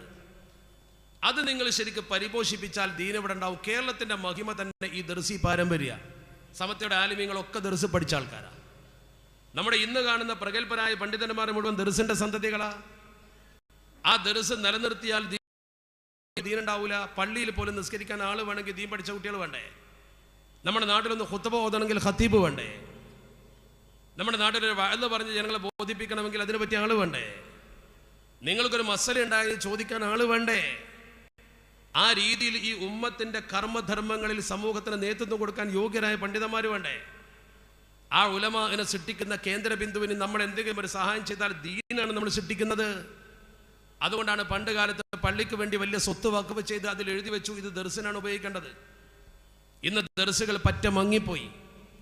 ദീനിന്റെ അസാസാകുന്ന പള്ളി ദർസുകൾ നോക്ക്, 100 കുട്ടികളുണ്ടായിരുന്ന പള്ളി ദർസിൽ 10 കുട്ടിയില്ല. ഇന്ന് ദർസ് പറ്റ ക്ഷയിച്ചു. എത്രയോ മുഅല്ലിമീങ്ങൾ, എത്രയോ മുദരിസിങ്ങൾ പണി നിർത്തിഎന്താ കാരണം? ഇൽമു പഠിപ്പിച്ചു കൊടുക്കാൻ മുദരിസുമാരില്ലാത്തത് കൊണ്ട്, ആ പള്ളിയിൽ സൗകര്യമില്ലാത്തത് കൊണ്ടല്ല, പണമില്ലാത്തതുകൊണ്ടല്ല. ഒറ്റ രക്ഷിതാക്കൾ കുട്ടികളെ ദർസ് അയക്കൂല. ദർസിലേക്ക് രക്ഷിതാക്കൾ കുട്ടികളെ അയച്ചെങ്കിലല്ലേ ഉണ്ടാവൂ. ഈ കുട്ടികൾ നിങ്ങളെങ്ങാനും മരണപ്പെട്ടാൽ നിങ്ങളുടെ കുട്ടി നിങ്ങളെ ഖബറിൻ്റെ അടുത്ത് വന്ന് ദ്വാരക്കുന്നൊരു ദ്വാ അല്ലേ? നിങ്ങളെ കുട്ടിയെ ഡിഗ്രിയും PG യും PhD യും പഠിപ്പിച്ചാൽ നിങ്ങൾക്കത് കിട്ടുമോ? നേരെ മറിച്ച് നിങ്ങൾ ഡോക്ടറാക്കിക്കോ, എഞ്ചിനീയർ ആക്കിക്കോ, നിങ്ങളാ കുട്ടിയെ ഗവേഷക വിദ്യാർത്ഥിയാക്കിക്കോ, ദീൻ പഠിച്ചോട്ടെ കുറച്ച്. പണ്ട് കാലത്ത് ഒരേ കേന്ദ്രത്തിന് ഡോക്ടറും എഞ്ചിനീയറും ഒക്കെ വന്നിരുന്നല്ലോ. മതബോധമുള്ള ഡോക്ടർ ആയിക്കോട്ടെ, മതബോധമുള്ള എഞ്ചിനീയർ ആയിക്കോട്ടെ. നിങ്ങളെ കുട്ടി മതരംഗത്ത് പ്രവർത്തിക്കുന്ന തരത്തിൽ പള്ളിത്തപ്പി നാട്ടുകാരായ കുട്ടികളൊക്കെ നമുക്ക് ശരിക്കും ദർസിലേക്ക് അയക്കാലോ. നാട്ടിലെ കുട്ടികൾ ഇപ്പം ഇനിതാ വരാൻ പോകുന്ന സ്കൂൾ പൂട്ടുന്ന സമയം വന്നാൽ, ഏപ്രിൽ മെയ് മാസം വന്നാൽ കുട്ടികൾക്ക് അവധിയാണ് 2 മാസം. ഇപ്പൊ സമത്വ കേരള ജമിയത്തിൽ നമ്മുടെ കീഴിൽ ഏപ്രിൽ മെയ് മാസത്തിൽ കുട്ടികൾക്ക് പഠിപ്പിച്ചു കൊടുക്കാൻ പുതിയ സിലബസ് വന്നു. അവധിക്കാല ദർസുകൾ. ഒന്നുമില്ലെങ്കിൽ ജമാഅത്തായിട്ടുള്ള നിസ്കാരം, ഹദ്ദാദ്, അവിടെയുള്ള ഉസ്താദിന്റെ നേതൃത്വത്തിലുള്ള കൂട്ടുപ്രാർത്ഥന, അങ്ങനെ ദർസിൽ അവൻ ചൊല്ലുന്ന ബെയ്ത്ത് മുതൽ അവന്റെ തെർബിയത്തിന്റെ ഘടകങ്ങൾ, ഒരു ഇസ്ലാമിക കൾച്ചർ ഈ കുട്ടിക്ക് ശരിക്കും രൂപപ്പെട്ടു വരികയാണ്. അന്യ ആളുകൾക്കിടയിൽ ജീവിക്കുന്നതിനിടയ്ക്ക് വ്യതിരിക്തമായ സംസ്കാരം ഈ കുട്ടി പഠിക്കുകയാണ്. അതാണ് സംസ്കാരം. ആ സംസ്കാരം നശിക്കാൻ പാടില്ല. ആ സംസ്കാരം നശിച്ചാൽ പിന്നെ നമ്മുടെ ഉമ്മത്തിന്റെ അപകടം ചെറുതല്ല. ഇന്നിപ്പോൾ നമ്മുടെ യുവാക്കളൊക്കെ സ്കൂളിൽ പഠിച്ച് പുറത്തിറങ്ങി പിന്നെ പല മേഖലയിലേക്ക് പോകുന്നു. എങ്ങനെയാ തീവ്രവാദം തലയിൽ കയറുന്നത്? മദ്യം തലക്ക് പിടിക്കുന്ന പോലെ തന്നെ. മദ്യം ഒരു ലഹരിയാണ്. ആ ലഹരി പോലെ നമ്മുടെ കുട്ടികൾ ഈ തീവ്രവാദ ലഹരിയിലേക്കും കുറച്ചൊക്കെ പോകുന്നുണ്ടാവാം. ആരെങ്കിലും വഞ്ചിതരാകുന്നുണ്ടാവാം കൂടുതൽ പഠിക്കാത്തതുകൊണ്ട്. ലഹരി അങ്ങനെയാ. ലഹരി എന്ന് പറയുന്നത് ഒരു മനുഷ്യനെ സംബന്ധിച്ചിടത്തോളം അവൻ താല്പര്യപ്പെട്ട് കഴിക്കുന്നൊന്നുമല്ല. ആദ്യം ഒരു ടെസ്റ്റ് ഡോസ് ആരെങ്കിലും ഒന്ന് കൊടുത്തിരിക്കും, അങ്ങനെ പിന്നെ അതിനടിപ്പെടും. അങ്ങനെ ഹംർ എന്ന് പറയുന്ന ഈ സാധനത്തിന്റെ പിന്നാലെ അവൻ പോകും. ഹമറ എന്ന അറബി പദത്തിന്റെ അർത്ഥം മറയിട്ടു എന്നാ. ഹംർ ബുദ്ധിക്ക് മറയിടുന്ന സാധനമാണ്. ബുദ്ധിക്ക് മറ വീണാൽ ഉമ്മയും പെങ്ങളും ഉണ്ടാവൂല. പിന്നെ അവൻ ഈ ഭൂമുഖത്ത് ചെയ്യുന്ന വൃത്തികേടിന് കയ്യും കണക്കുണ്ടാവില്ല. 8-ാം നൂറ്റാണ്ടിൽ കൂഫയിൽ ജീവിച്ച ജാബിർ ബിൻ ഹയ്യാൻ എന്ന് പറയുന്ന ഒരു പ്രസിദ്ധ മുസ്ലിം ശാസ്ത്രകാരൻ തൻ്റെ ഗവേഷണത്തിന്റെ മധ്യേ വാറ്റുവിദ്യ കണ്ടുപിടിച്ചു. വാറ്റിയപ്പോൾ അയാൾക്ക് പ്രത്യേകമായി ആൽക്കഹോൾ കിട്ടി. അയാൾ അതിന് പേരിട്ടു അൽ ഗൗൽ. അൽ ഗൗൽ എന്നാണ് പേരിട്ടത്, ആൽക്കഹോൾ. ഈ അൽ ഗൗൽ എന്ന് പറയുന്ന ആൽക്കഹോളാണ് സകല മയക്കുമരുന്നിന്റെയും അടിത്തറയിൽ പ്രധാനം. കള്ളിന്റെ അടിത്തറ ആൽക്കഹോളാ. അൽ ഗൗൽ എന്ന അറബി പദത്തിന്റെ നേരെ അർത്ഥം പ്രേതം, പിശാച്ച് എന്നാ. അവ മദ്യത്തിന്റെ അടിത്തറ ആൽക്കഹോൾ ആണെങ്കിൽ അൽ ഗൗൽ എന്ന അറബി പദത്തിന്റെ അർത്ഥം പിശാച്ച് എന്നും പ്രേതെന്നുമാണ്. ആ പേരാണ് ഇയാൾ ഇതിന് കൊടുത്തത്. മദ്യം പിടിച്ചാൽ പിന്നെ പിശാച്ച് പിടിച്ച പോലെ ഉണ്ടാവും, പ്രേതം കൂടിയ പോലെ ഉണ്ടാവും, പിന്നെ വിടൂല. അതുകൊണ്ട് മദ്യത്തിന്റെ മയക്കുമരുന്നിന്റെ താല്പര്യമുള്ള ചെറുപ്പക്കാർ എങ്ങനെ ഉണ്ടായി എന്ന് പഠിച്ചിട്ട് തിരിച്ചു പോകണം. മുസ്ലിം ചെറുപ്പക്കാർ എത്ര മദ്യത്തിന് അടിമകളാ. ബാറിന് മുമ്പിൽ ക്യൂ നിൽക്കുന്ന ആളുകളുടെ കൂട്ടത്തിൽ മുസ്ലിം ചെറുപ്പക്കാരെ കാണാമല്ലോ. സ്വകാര്യമായി വീട്ടിൽ കൊണ്ടുപോയി കുടിക്കുന്നവരുണ്ട്, ബാറുകളിൽ രഹസ്യമായി ചെന്നെത്തിപ്പെടുന്നവരുണ്ട്, മയക്കുമരുന്ന് കുടിക്കുന്നവരുണ്ട്, അടിക്കുന്നവരുണ്ട്, വലിക്കുന്നവരുണ്ട്. എന്തത്ഭുതം! ഇന്നലെ എടവണ്ണപ്പാറ എന്ന് പറയുന്ന മലപ്പുറം ജില്ലയിലെ ഗ്രാമപ്രദേശത്തെ സ്കൂൾ കുട്ടിയുടെ കയ്യിൽ നിന്ന് 1 കിലോ ഗഞ്ചാവ പോലീസ് പിടിച്ചത്. ഇന്ന് മലപ്പുറത്തെ പത്രത്തിൽ പ്രധാന വാർത്തയാണത്. മുസ്ലിം കുട്ടിയുടെ കയ്യിൽ നിന്ന് 1 കിലോ ഗഞ്ചാവ് സ്കൂൾ കുട്ടികൾക്കിടയിൽ വിതരണം ചെയ്യാനാണ്. സ്കൂളിലെ കുട്ടികൾക്കിടയിൽ വിതരണം ചെയ്യാൻ ഏജന്റ് ഏൽപ്പിച്ചത്, എന്നോ വിതരണം നടത്തിക്കൊണ്ടിരിക്കുന്നത്. ചിന്തിക്കണം നിങ്ങൾ, നമ്മുടെ മക്കൾ എവിടെ എത്തി, നമ്മുടെ സമൂഹം എവിടെ എത്തി? ലഹരിയെക്കുറിച്ച് ഡോക്യുമെന്ററി പ്രസിദ്ധീകരിച്ചു, അതുപോലെ തന്നെ ഡോക്യുമെന്ററി പ്രദർശിപ്പിച്ചു, അതുപോലെ തന്നെ ഇവിടെ എക്സിബിഷൻ സംഘടിപ്പിച്ചു എന്ന് പറഞ്ഞാൽ വലിയ സന്തോഷമുള്ള കാര്യമാണ്. ഈ മുത്താലിമീങ്ങൾ അങ്ങനെയുള്ള സമൂഹ ഇടപെടൽ നടത്തുമ്പോൾ അതിനൊരു അസറുണ്ടാവും. അവർ നടത്തുമ്പോൾ പ്രത്യേകത ഉണ്ടാവും. നമ്മുടെ മക്കൾ ലഹരിക്ക് അടിപ്പെടാതിരിക്കാൻ നമ്മൾ ഇപ്പം ശ്രദ്ധിക്കണം. നമ്മുടെ മക്കൾ ലഹരിക്ക് അടിപ്പെട്ടാൽ പിന്നെ കുടുംബത്തിന് അവനെ തിരിച്ചു കിട്ടൂല. കുടുംബത്തിന് തിരിച്ചു കിട്ടൂല. ലഹരിയിലൂടെ, മയക്കുമരുന്നിലൂടെ അവൻ എവിടെയോ പോയി അപകടപ്പെടും. അള്ളാഹുവിന്റെ പരിശുദ്ധത്തിന് ഇത്രമാത്രം ഗൗരവത്തിൽ കണ്ടൊരു സംഗതി വേറില്ല. അതിനുവേണ്ടി സഹായിക്കുന്ന മുഴുവൻ ആളുകളെയും ശപിച്ചു എന്ന പദമാണ് പരിശുദ്ധത്തിന് ഉപയോഗിച്ചിട്ടുള്ളത്. നാളെ അവൻ പരലോകത്ത് വരുന്ന സമയത്ത് അവന്റെ ശിക്ഷയെക്കുറിച്ച് പരിശുദ്ധത്തിന് വളരെ ഗൗരവത്തോടെ പറഞ്ഞിട്ടുണ്ട്. കുട്ടികളെ, എൻ്റെ പ്രിയപ്പെട്ട ചെറുപ്പക്കാരെ മനസ്സിലാക്കണം, ആ വ്യക്തിയെ സംബന്ധിച്ചിടത്തോളം അവൻ ഏറ്റവും വലിയ വൃത്തികെട്ട ദുർഗന്ധം വമിക്കുന്നവനായി ഒരുമിച്ച് കൂട്ടപ്പെടുമെന്നാണ്. അള്ളാഹു നമ്മളെ കാത്തുരക്ഷിക്കുമാറാവട്ടെ. പരലോകത്തെ അവസ്ഥയെക്കുറിച്ച് നമ്മളൊന്നിങ്ങനെ ചിന്തിക്കണം. ഓഫലത്തിലാവല്ലേ, നമ്മൾ അശ്രദ്ധരാവല്ലേ, അവിടെ കുഴപ്പം. ഈ സമൂഹം ശരിക്കും നമ്മൾ എന്തിനു സൃഷ്ടിക്കപ്പെട്ടു എന്ന് പഠിച്ചിരുന്നുവെങ്കിൽ, പള്ളി ദർസിൽ പോയിരുന്നുവെങ്കിൽ, ആ മനുഷ്യൻ ശരിക്കും അവൻ ഓഫിലാകൂല, അവൻ അന്തം വിടൂല, ഉറപ്പാ. ഓഫലത്തില്ലാത്ത അന്തം വിടാത്തൊരു സമൂഹമായി നമ്മൾ മാറും. ഈ മനുഷ്യൻ ശരിക്കും ആ രീതിയിൽ അവന്റെ സൃഷ്ടിപ്പിനെ കുറിച്ച് ചിന്തിക്കണം. എന്തിന് പടച്ച റബ്ബ് നമ്മളെ ഭൂമിയിലേക്ക് അയച്ചു? അള്ളാഹു വെറുതെ അയച്ചതല്ല. റബ്ബുൽ ഇസ്സത്ത് നമ്മളെ ഇങ്ങോട്ട് അയച്ചപ്പോൾ നമ്മളെ കൊണ്ടൊരു വലിയ ദൗത്യം അള്ളാഹു ഉദ്ദേശിച്ചിട്ടുണ്ട്.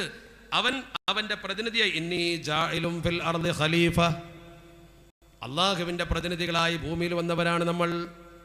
അള്ളാഹുവിന്റെ പ്രാതിനിധ്യം ഈ ഭൂമിയിൽ നിർവഹിക്കേണ്ടവരാണ് നമ്മൾ. ആ പ്രാതിനിധ്യം ഭൂമുഖത്ത് നിർവഹിക്കേണ്ട മനുഷ്യൻ അവിടെ നിന്നും വ്യതിചലിച്ചുകൊണ്ട് വൃത്തികേടിലേക്ക് പോയാലോ, അവൻ വൃത്തികെട്ട മാർഗത്തിലേക്ക് സഞ്ചരിച്ചു പോയാലോ,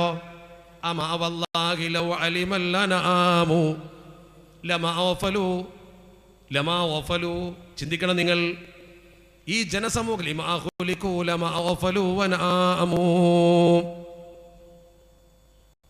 എന്താണ് പറഞ്ഞ വാക്കൊന്ന് ശരിക്കും ശ്രദ്ധിച്ചു നോക്കണേ എൻ്റെ പ്രിയപ്പെട്ട സഹപ്രവർത്തകരെ.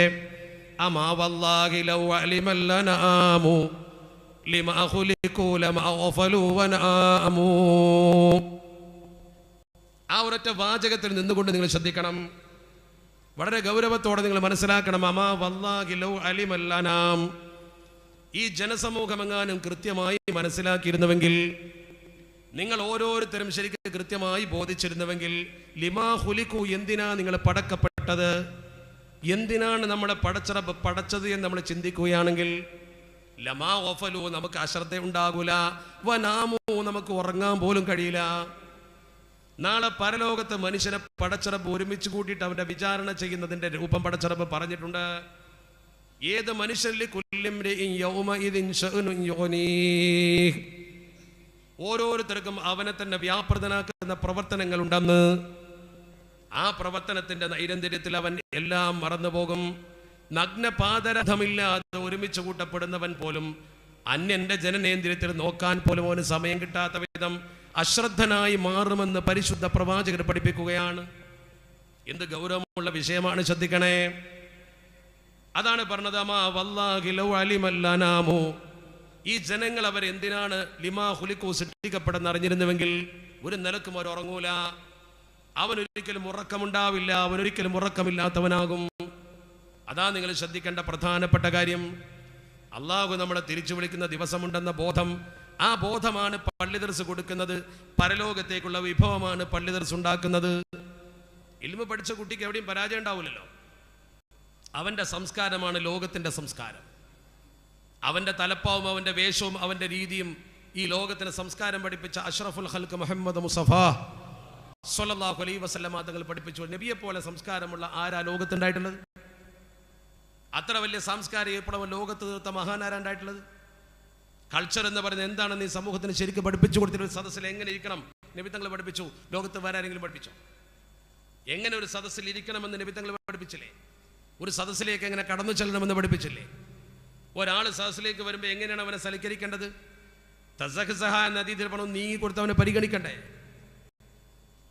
മനുഷ്യർ നമ്മുടെ ബന്ധത്തെക്കുറിച്ച് എത്ര ഗൗരവത്തിലാണ് പറഞ്ഞത്. രണ്ട് മുസ്ലിമീങ്ങൾ തമ്മിൽ കൈയൊന്ന് പിടിച്ചാൽ മതി,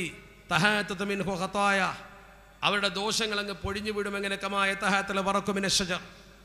രണ്ട് മുസ്ലിമീങ്ങൾ മുസാഫത്ത് ദോഷം പുറത്തു പോകുന്ന പറയുന്നു. മാനുഷിക ബന്ധങ്ങൾ ഇത്രമേൽ ഉദാത്തമാക്കി ഊട്ടി ഉറപ്പിച്ച ഒരു സാംസ്കാരിക വൈഭവം കാണിച്ച മതം ഏതാണത്? ആ മതത്തിന്റെ മക്കളെയാണെന്ന് തീവ്രവാദികളും ഭീകരവാദികളുമാക്കുന്നത്. കടമയില്ലേ നമുക്ക് തിരുത്താൻ? ബാധ്യതയില്ലേ നമുക്ക് സമൂഹത്തോട് പറയാൻ? ആ കടമയും ബാധ്യതയും ഈ സമൂഹത്തോട് പറഞ്ഞ് നിർവഹിച്ച് ബോധിപ്പിക്കേണ്ട കടമയാണ് നമുക്കുള്ളത്. ഞാൻ ദീർഘിപ്പില്ല, ഞാൻ അവസാനിപ്പിക്കാം. 11 മണിക്ക് ഞാൻ അവസാനിപ്പിക്കാം. ബാക്കി പ്രസംഗിക്കുന്നത് ഞാൻ പ്രതീക്ഷിക്കുന്നത്. ബാക്കി പ്രസംഗിക്കണം. ഇന്നലെ പറഞ്ഞു ആയിക്കോട്ടെ, എന്നാലും കുഴപ്പമില്ല. അപ്പൊ നമ്മൾ മനസ്സിലാക്കേണ്ട ഏറ്റവും പ്രധാനപ്പെട്ട കാര്യം അതാ.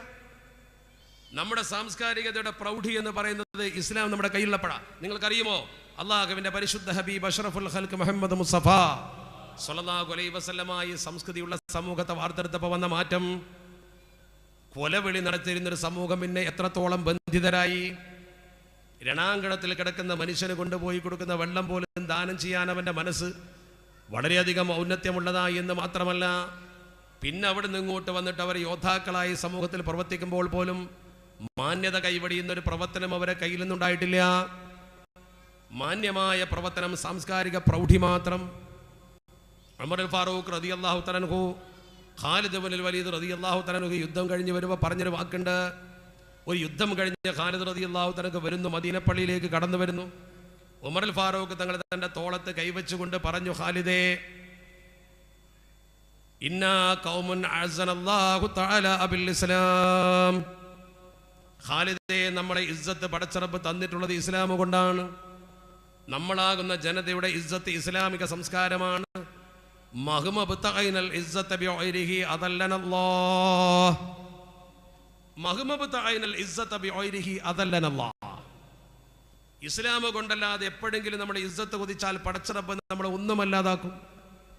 ഖാലിദേ, നമ്മൾ ജയിച്ചത് ഇസ്ലാമിന്റെ സംസ്കാരം കൊണ്ടാണ്. ഈ സംസ്കാരം പൊളിച്ചെഴുതപ്പെട്ടാൽ, സംസ്കാരം തകർന്നാൽ, നിങ്ങളുടെ വിഷയം പോലെ ഖാലിദ് റളിയല്ലാഹു തആല അൻഹുവിന്റെ മുഖത്ത് നോക്കിയിട്ട് ഉമർ തങ്ങൾ പറയാണ്, ഖാലിദേ, നിന്റെ വാളിന്റെ ശക്തി കൊണ്ടല്ല ഇസ്ലാം വളർന്നത്. ഖാലിദേ, നിന്റെ കരുത്ത് കൊണ്ടല്ല ഇസ്ലാം വളർന്നത്. നമ്മൾ ഇവിടെ എത്തിയത് അള്ളാഹു നമ്മളെ ഇസ്ലാം കൊണ്ട് അനുഗ്രഹിച്ചത് കൊണ്ടാണ്. നിന്റെ വിജയം, നമ്മുടെ ഉയർച്ച ഇത് മുഴുവൻ ഇസ്ലാമിന്റെ സംസ്കാരമുള്ളത് കൊണ്ടാണ്.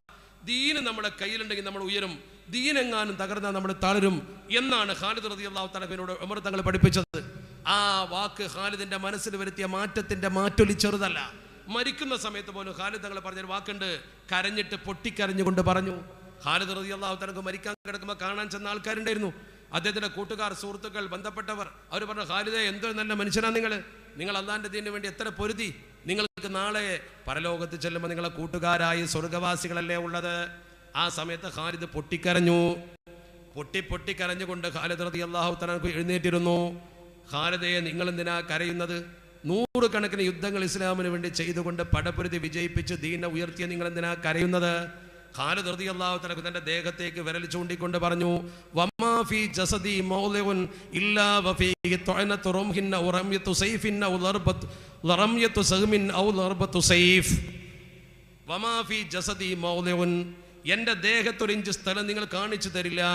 ഇല്ലാ വഫീഹി തുഅനതു റംഹിൻ, ഒന്നുകിൽ കുന്തത്തിന്റെ കുത്തില്ലാത്ത, ഔ ലർബതു സൈഫിനെ വാളിന്റെ വെട്ടില്ലാത്ത, ഔ റംയതു സഹ്മിൻ, അല്ലെങ്കിൽ അമ്പിന്റെ ഒരു വേദന ഇല്ലാത്ത, അമ്പ് തറച്ചതോ വാളുകൊണ്ട് വെട്ടിയതോ കുന്തം കൊണ്ട് കുത്തിയതോ ആയ ഒരു മുറിപ്പാടില്ലാത്ത ഒരു ഇഞ്ച് സ്ഥലം എൻ്റെ ദേഹത്ത് എവിടെയും ഇല്ല കൂട്ടരെ. എന്നിട്ട് ഖാലിദ് പൊട്ടിക്കരഞ്ഞു. പിന്നെ എന്തിനാ ഞാൻ കരഞ്ഞതല്ലേ? വലാകിൻ അമൂതു ഫീ ഫിറാശി കമാ യമൂതുൽ ബഈർ. ഞാൻ എൻ്റെ ഈ വിരിപ്പിൽ കിടന്നുകൊണ്ട് ഒട്ടകം മരിക്കും പോലെ മരിക്കേണ്ടി വന്നല്ലോ. പടച്ചവനെ, നീ എന്തുകൊണ്ട് എന്നെ പടക്കളത്തിൽ ഷഹീദാക്കിയില്ല? ഖാലിദിന്റെ തർക്കം അതാണ്. അദ്ദേഹം ഒരു ഒട്ടകം മരിക്കും പോലെ കിടക്കപ്പായിൽ കിടന്നുകൊണ്ട് മരിക്കേണ്ടി വന്നല്ലോ തമ്പുരാനെ, എന്തുകൊണ്ട് നീ എന്നെ പടക്കളത്തിൽ മരിപ്പിച്ചില്ല റബ്ബേ? ആ ഷഹീദിന്റെ കൂലി എനിക്ക് കിട്ടുമോ എന്ന ചോദ്യമാണ്. ഖാലിദ് റളിയല്ലാഹു തആല അൻഹു പടച്ചറബ് വലിയ പ്രതിഫലം കൊടുക്കും, തർക്കമില്ല. എന്നിട്ടും ഖാലിദ് തങ്ങൾ പറഞ്ഞ വാക്ക് നോക്കണം നിങ്ങൾ. എൻ്റെ ലക്ഷ്യം പിഴച്ചു പോയോ എന്ന് ഖാലിദ് തങ്ങൾ പേടിച്ചുകൊണ്ട് പടച്ചറബിനോട് പറഞ്ഞു, പടച്ചവനെ, എനിക്ക് ഷഹീദിന്റെ കൂലി കിട്ടുകയില്ലേ? നമുക്ക് അങ്ങനെ വല്ല ആശങ്കയുണ്ടോ? ഒരു സംസ്കാരത്തിന് വേണ്ടി ജീവൻ കൊടുക്കാൻ തയ്യാറായ ഖാലിദിന്റെ വാക്കാണത്. അങ്ങനെ 100 കണക്കിന് പേർ ജീവൻ കൊടുത്തുകൊണ്ട് തിന്മകൾക്കെതിരെ വിജയിപ്പിച്ചെടുത്ത പ്രസ്ഥാനമാണിത്. ആ പ്രസ്ഥാനത്തിന്റെ ഗൗരവം നമ്മൾ മനസ്സിലാക്കണം. ബഹുമാനപ്പെട്ട തങ്ങളവർകൾ മന്ത്രിച്ചത്തേൻ ചുരുങ്ങിയതൊരു 313 രൂപയെങ്കിലും നൽകി നിങ്ങൾ സ്വീകരിക്കണം എന്നാണ് സംഘാടകർ പറയുന്നത്. ഒരുപാട് കാര്യങ്ങൾ അവർക്ക് ഇവിടെ നടത്താനുണ്ട്. ബഹുമാനപ്പെട്ട പാണക്കാട്ടെ തങ്ങൾ നമ്മുടെ മുമ്പിൽ വന്നിട്ട് ഒരു സാധനം അദ്ദേഹത്തിൻ്റെ മുബാറക്കായ കൈകൊണ്ട് മന്ത്രിച്ചു കൊടുക്കുക എന്ന് പറഞ്ഞാൽ അത് വലിയ അനുഗ്രഹീതമായ അവസ്ഥയാണ്. കാരണം മഹാന്മാരുമായുള്ളൊരു ബന്ധം അങ്ങനെയാണ്. വലിയ മനുഷ്യന്മാരുമായി ബന്ധപ്പെട്ടാൽ അങ്ങനെ, നല്ല മനുഷ്യന്മാരുമായി നിങ്ങൾ ബന്ധപ്പെട്ടു നോക്ക്. നല്ലവരുമായി ബന്ധപ്പെട്ട തങ്ങന്മാർ, സയ്യിദന്മാർ, ഔലിയ പോലുള്ള ആൾക്കാർ, അത്തരം ആളുകളുമായി ബന്ധപ്പെടുമ്പോൾ അതിന് വല്ലാത്തൊരു ബർക്കത്തുണ്ട്. ഒന്നും വേണ്ട, അവരുമായിട്ടൊരു മാനസികമായി അടുപ്പുണ്ടായ മതി. അതാണ് കൂനുമായ സ്വാധീനം പറഞ്ഞാൽ എത്രയോ ഉദാഹരണമുണ്ട്. ഞാൻ ഈജിപ്തിൽ പോകുമ്പോൾ രസകരമായൊരു സംഭവം കണ്ടു.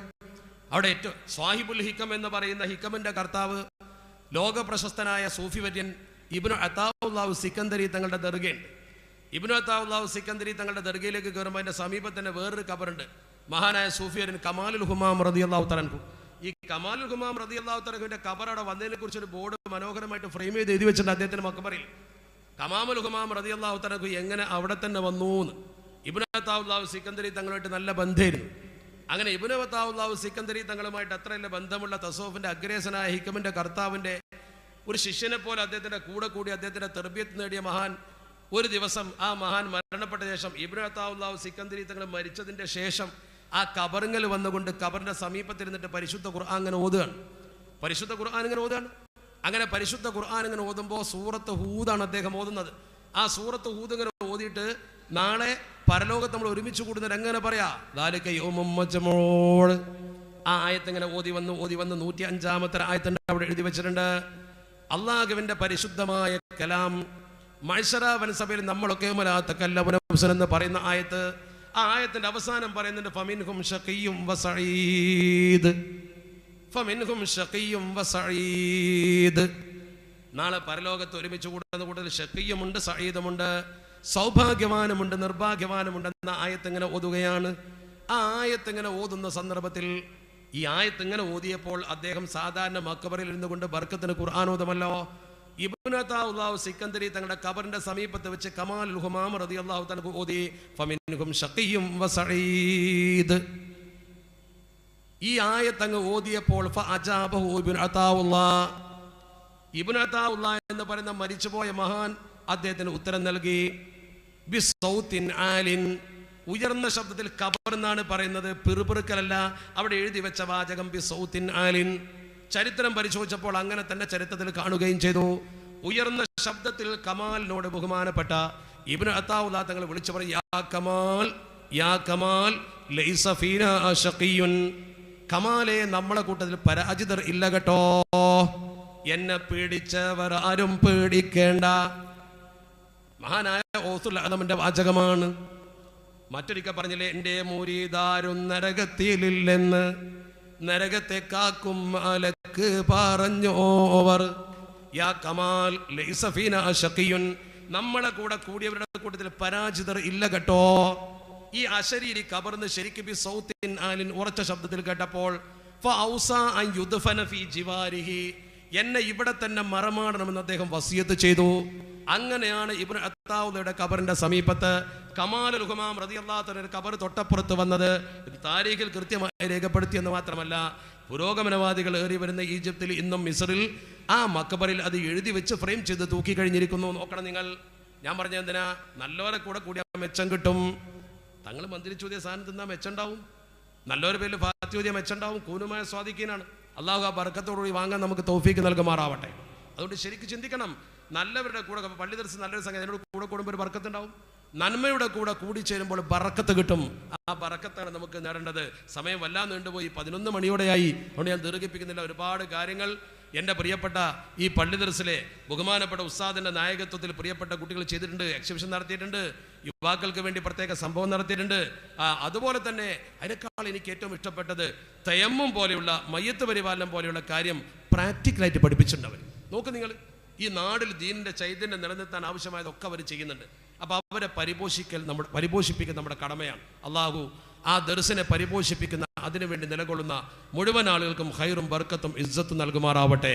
ഇന്ന് ഹൃദയനിർഭരമായി പ്രാർത്ഥിച്ചുകൊണ്ട് ഞാൻ എൻ്റെ ലളിതമായ വാക്കുകൾക്ക് വിരാമമിടുകയാണ്. ഇത്രയും ദിവസം നടന്ന ഈ പരിപാടികളൊക്കെ ഭംഗിയാക്കാൻ നിങ്ങളൊക്കെ മുന്നോട്ട് വന്നു. അള്ളാഹു റബ്ബുൽ ഇസ്സത്തിനെ സഹകരിച്ചവർക്കൊക്കെ ഖൈർ നൽകുമാറാവട്ടെ. എല്ലാവർക്കും വേണ്ടി ദുആ ചെയ്യേണ്ട കടമയുണ്ട്. ആ കടമ കൂടി നിർവഹിച്ചിട്ട് നിങ്ങൾ പിരിയാവൂ എന്ന് കൂടി ഓർമ്മപ്പെടുത്തുകയാണ്.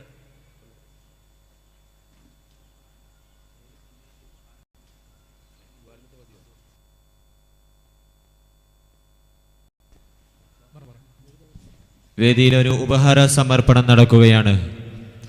നുനേരി ഹിദായത്ത് തലബ ദറസിന്റെ അഭിവന്ദരായ ഉസ്താദ് മുഹമ്മദ് അസ്രഫ് അൽ കാസ്മി അവർക്ക് ശിഷ്യഗണങ്ങൾ നൽകുന്ന ഉപഹാരം നൽകുന്നത് അഭിവന്ദരായ സുന്നി യുവജന സംഘം സംസ്ഥാന സെക്രട്ടറി അബ്ദുസമദ് പൂക്കോട്ടൂർ. ഏറ്റുവാങ്ങുന്നതിന് വേണ്ടി ഉസ്താദിനെയും നൽകുന്നതിന് വേണ്ടി സമദ് സാഹിബിനെയും സാദരം ക്ഷണിക്കുന്നു.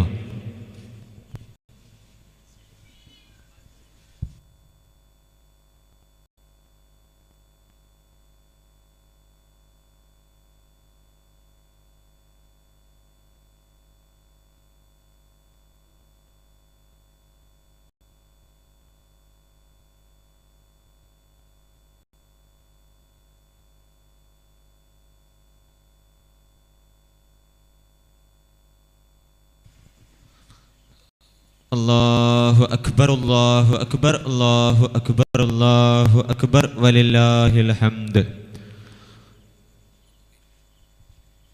ഹിദായത്ത് തലബ ദർസിൽ നിന്നും പഠനം പൂർത്തിയാക്കി പ്രബോധന ഗോതയിലേക്ക് ഇറങ്ങിയ അഭിവന്ദരായ ഉസ്താദുമാർക്കുള്ള ഉപഹാരം നൽകുന്നത് അഭിവന്ദരായ ശൈഖുന PKP ഉസ്താദിന്റെ മകനും സുന്നി മഹല്ല് ഫെഡറേഷൻ ജില്ലാ സെക്രട്ടറിയുമായ AK അബ്ദുൽ ബാക്കി നൽകുന്നതിന് വേണ്ടി അഭിവന്ദരായ അബ്ദുൽ ബാക്കി സാഹിബിനെയും അത് ഏറ്റുവാങ്ങുന്നതിന് വേണ്ടി ബഹുമാനപ്പെട്ട സഹീർ ഫൈസി ഉസ്താദിനെ ക്ഷണിക്കുന്നു.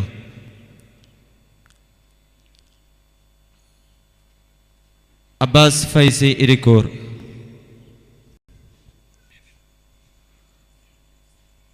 സിറാജുദ്ദീൻ ഫൈസി ഇരിക്കൂർ,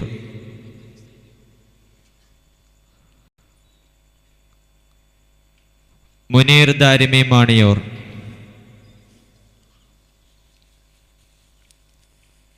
മുഹമ്മദ് അലി ഫൈസി ഇരിക്കൂർ,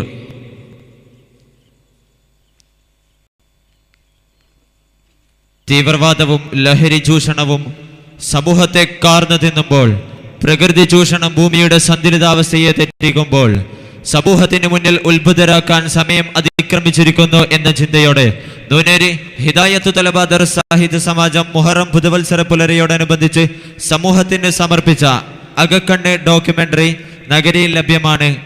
കൈപ്പറ്റണമെന്ന് ഓർമ്മപ്പെടുത്തുന്നു.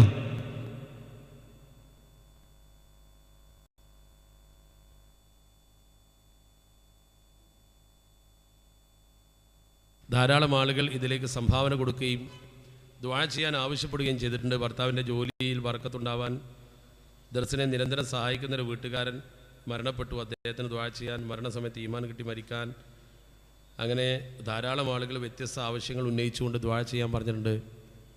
എല്ലാവരും ഒന്ന് എഴുന്നേറ്റ് ഒരു 10 സ്വലാത്ത് ഇല്ല, നമുക്ക് കൂട്ടമായി ദുആ ചെയ്യാമായിരുന്നു. സ്വലാത്ത് ചൊല്ലിയിട്ട് നിങ്ങളവിടെ ഇരുന്നോളൂ. നിൽക്കാൻ കഴിയാത്ത ആളുകളുണ്ടാവും, അവരെ നിർത്തിയ ഉത്തരവാദിത്തം ഞാൻ ഏറ്റെടുക്കുന്നില്ല. സമയമേറെ വൈകിയത് കൊണ്ടാണ്, 11 മണിയായതുകൊണ്ട്. ഇല്ലെങ്കിൽ അല്പസം കൂടി സംസാരിക്കാമായിരുന്നു. ഇൻഷാ അല്ലാഹ് മറ്റൊരു അവസരത്തിലാകാം. അല്ലാഹു ഖൈർ നൽകുമാറാവട്ടെ. എല്ലാവരും ആത്മാർത്ഥമായി ഇപ്പം തന്നെ ഞാൻ ചെല്ലിച്ചിട്ടല്ലാത്ത നിങ്ങളെ മനസ്സിൽ നിന്ന് ചെല്ലുന്ന പോലെ നല്ലൊരു ദർസിൻ്റെ വാർഷികമാണല്ലോ.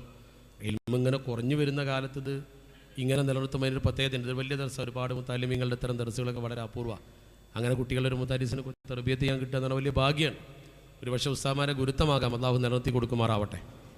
എല്ലാവരും ഒരു 10 സ്വലാത്ത് ഭംഗിയായിട്ട് സ്വല്ലല്ലാഹു അലാ മുഹമ്മദ് സ്വല്ലല്ലാഹു അലൈഹി വസല്ലം സ്വല്ലല്ലാഹു അലാ മുഹമ്മദ് സ്വല്ലല്ലാഹു അലൈഹി വസല്ലം സ്വല്ലല്ലാഹു അലാ മുഹമ്മദ് സ്വല്ലല്ലാഹു അലൈഹി വസല്ലം സ്വല്ലല്ലാഹു അലാ മുഹമ്മദ് സ്വല്ലല്ലാഹു അലൈഹി വസല്ലം സ്വല്ലല്ലാഹു അലാ മുഹമ്മദ് സ്വല്ലല്ലാഹു അലൈഹി വസല്ലം സ്വല്ലല്ലാഹു അലാ മുഹമ്മദ് സ്വല്ലല്ലാഹു അലൈഹി വസല്ലം സ്വല്ലല്ലാഹു അലാ മുഹമ്മദ് സ്വല്ലല്ലാഹു അലൈഹി വസല്ലം സ്വല്ലല്ലാഹു അലാ മുഹമ്മദ് സ്വല്ലല്ലാഹു അലൈഹി വസല്ലം സ്വല്ലല്ലാഹു അലാ മുഹമ്മദ് സ്വല്ലല്ലാഹു അലൈഹി വസല്ലം.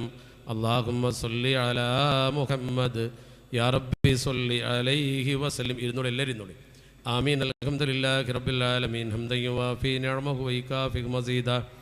അല്ലാഹുമ്മ സ്വല്ലി വസല്ലിം വസിദ് വബാരിക് അലാ റസൂലിക സയ്യിദിനാ മുഹമ്മദിൻ വഅലാ അലി സയ്യിദിനാ മൗലാനാ മുഹമ്മദ്.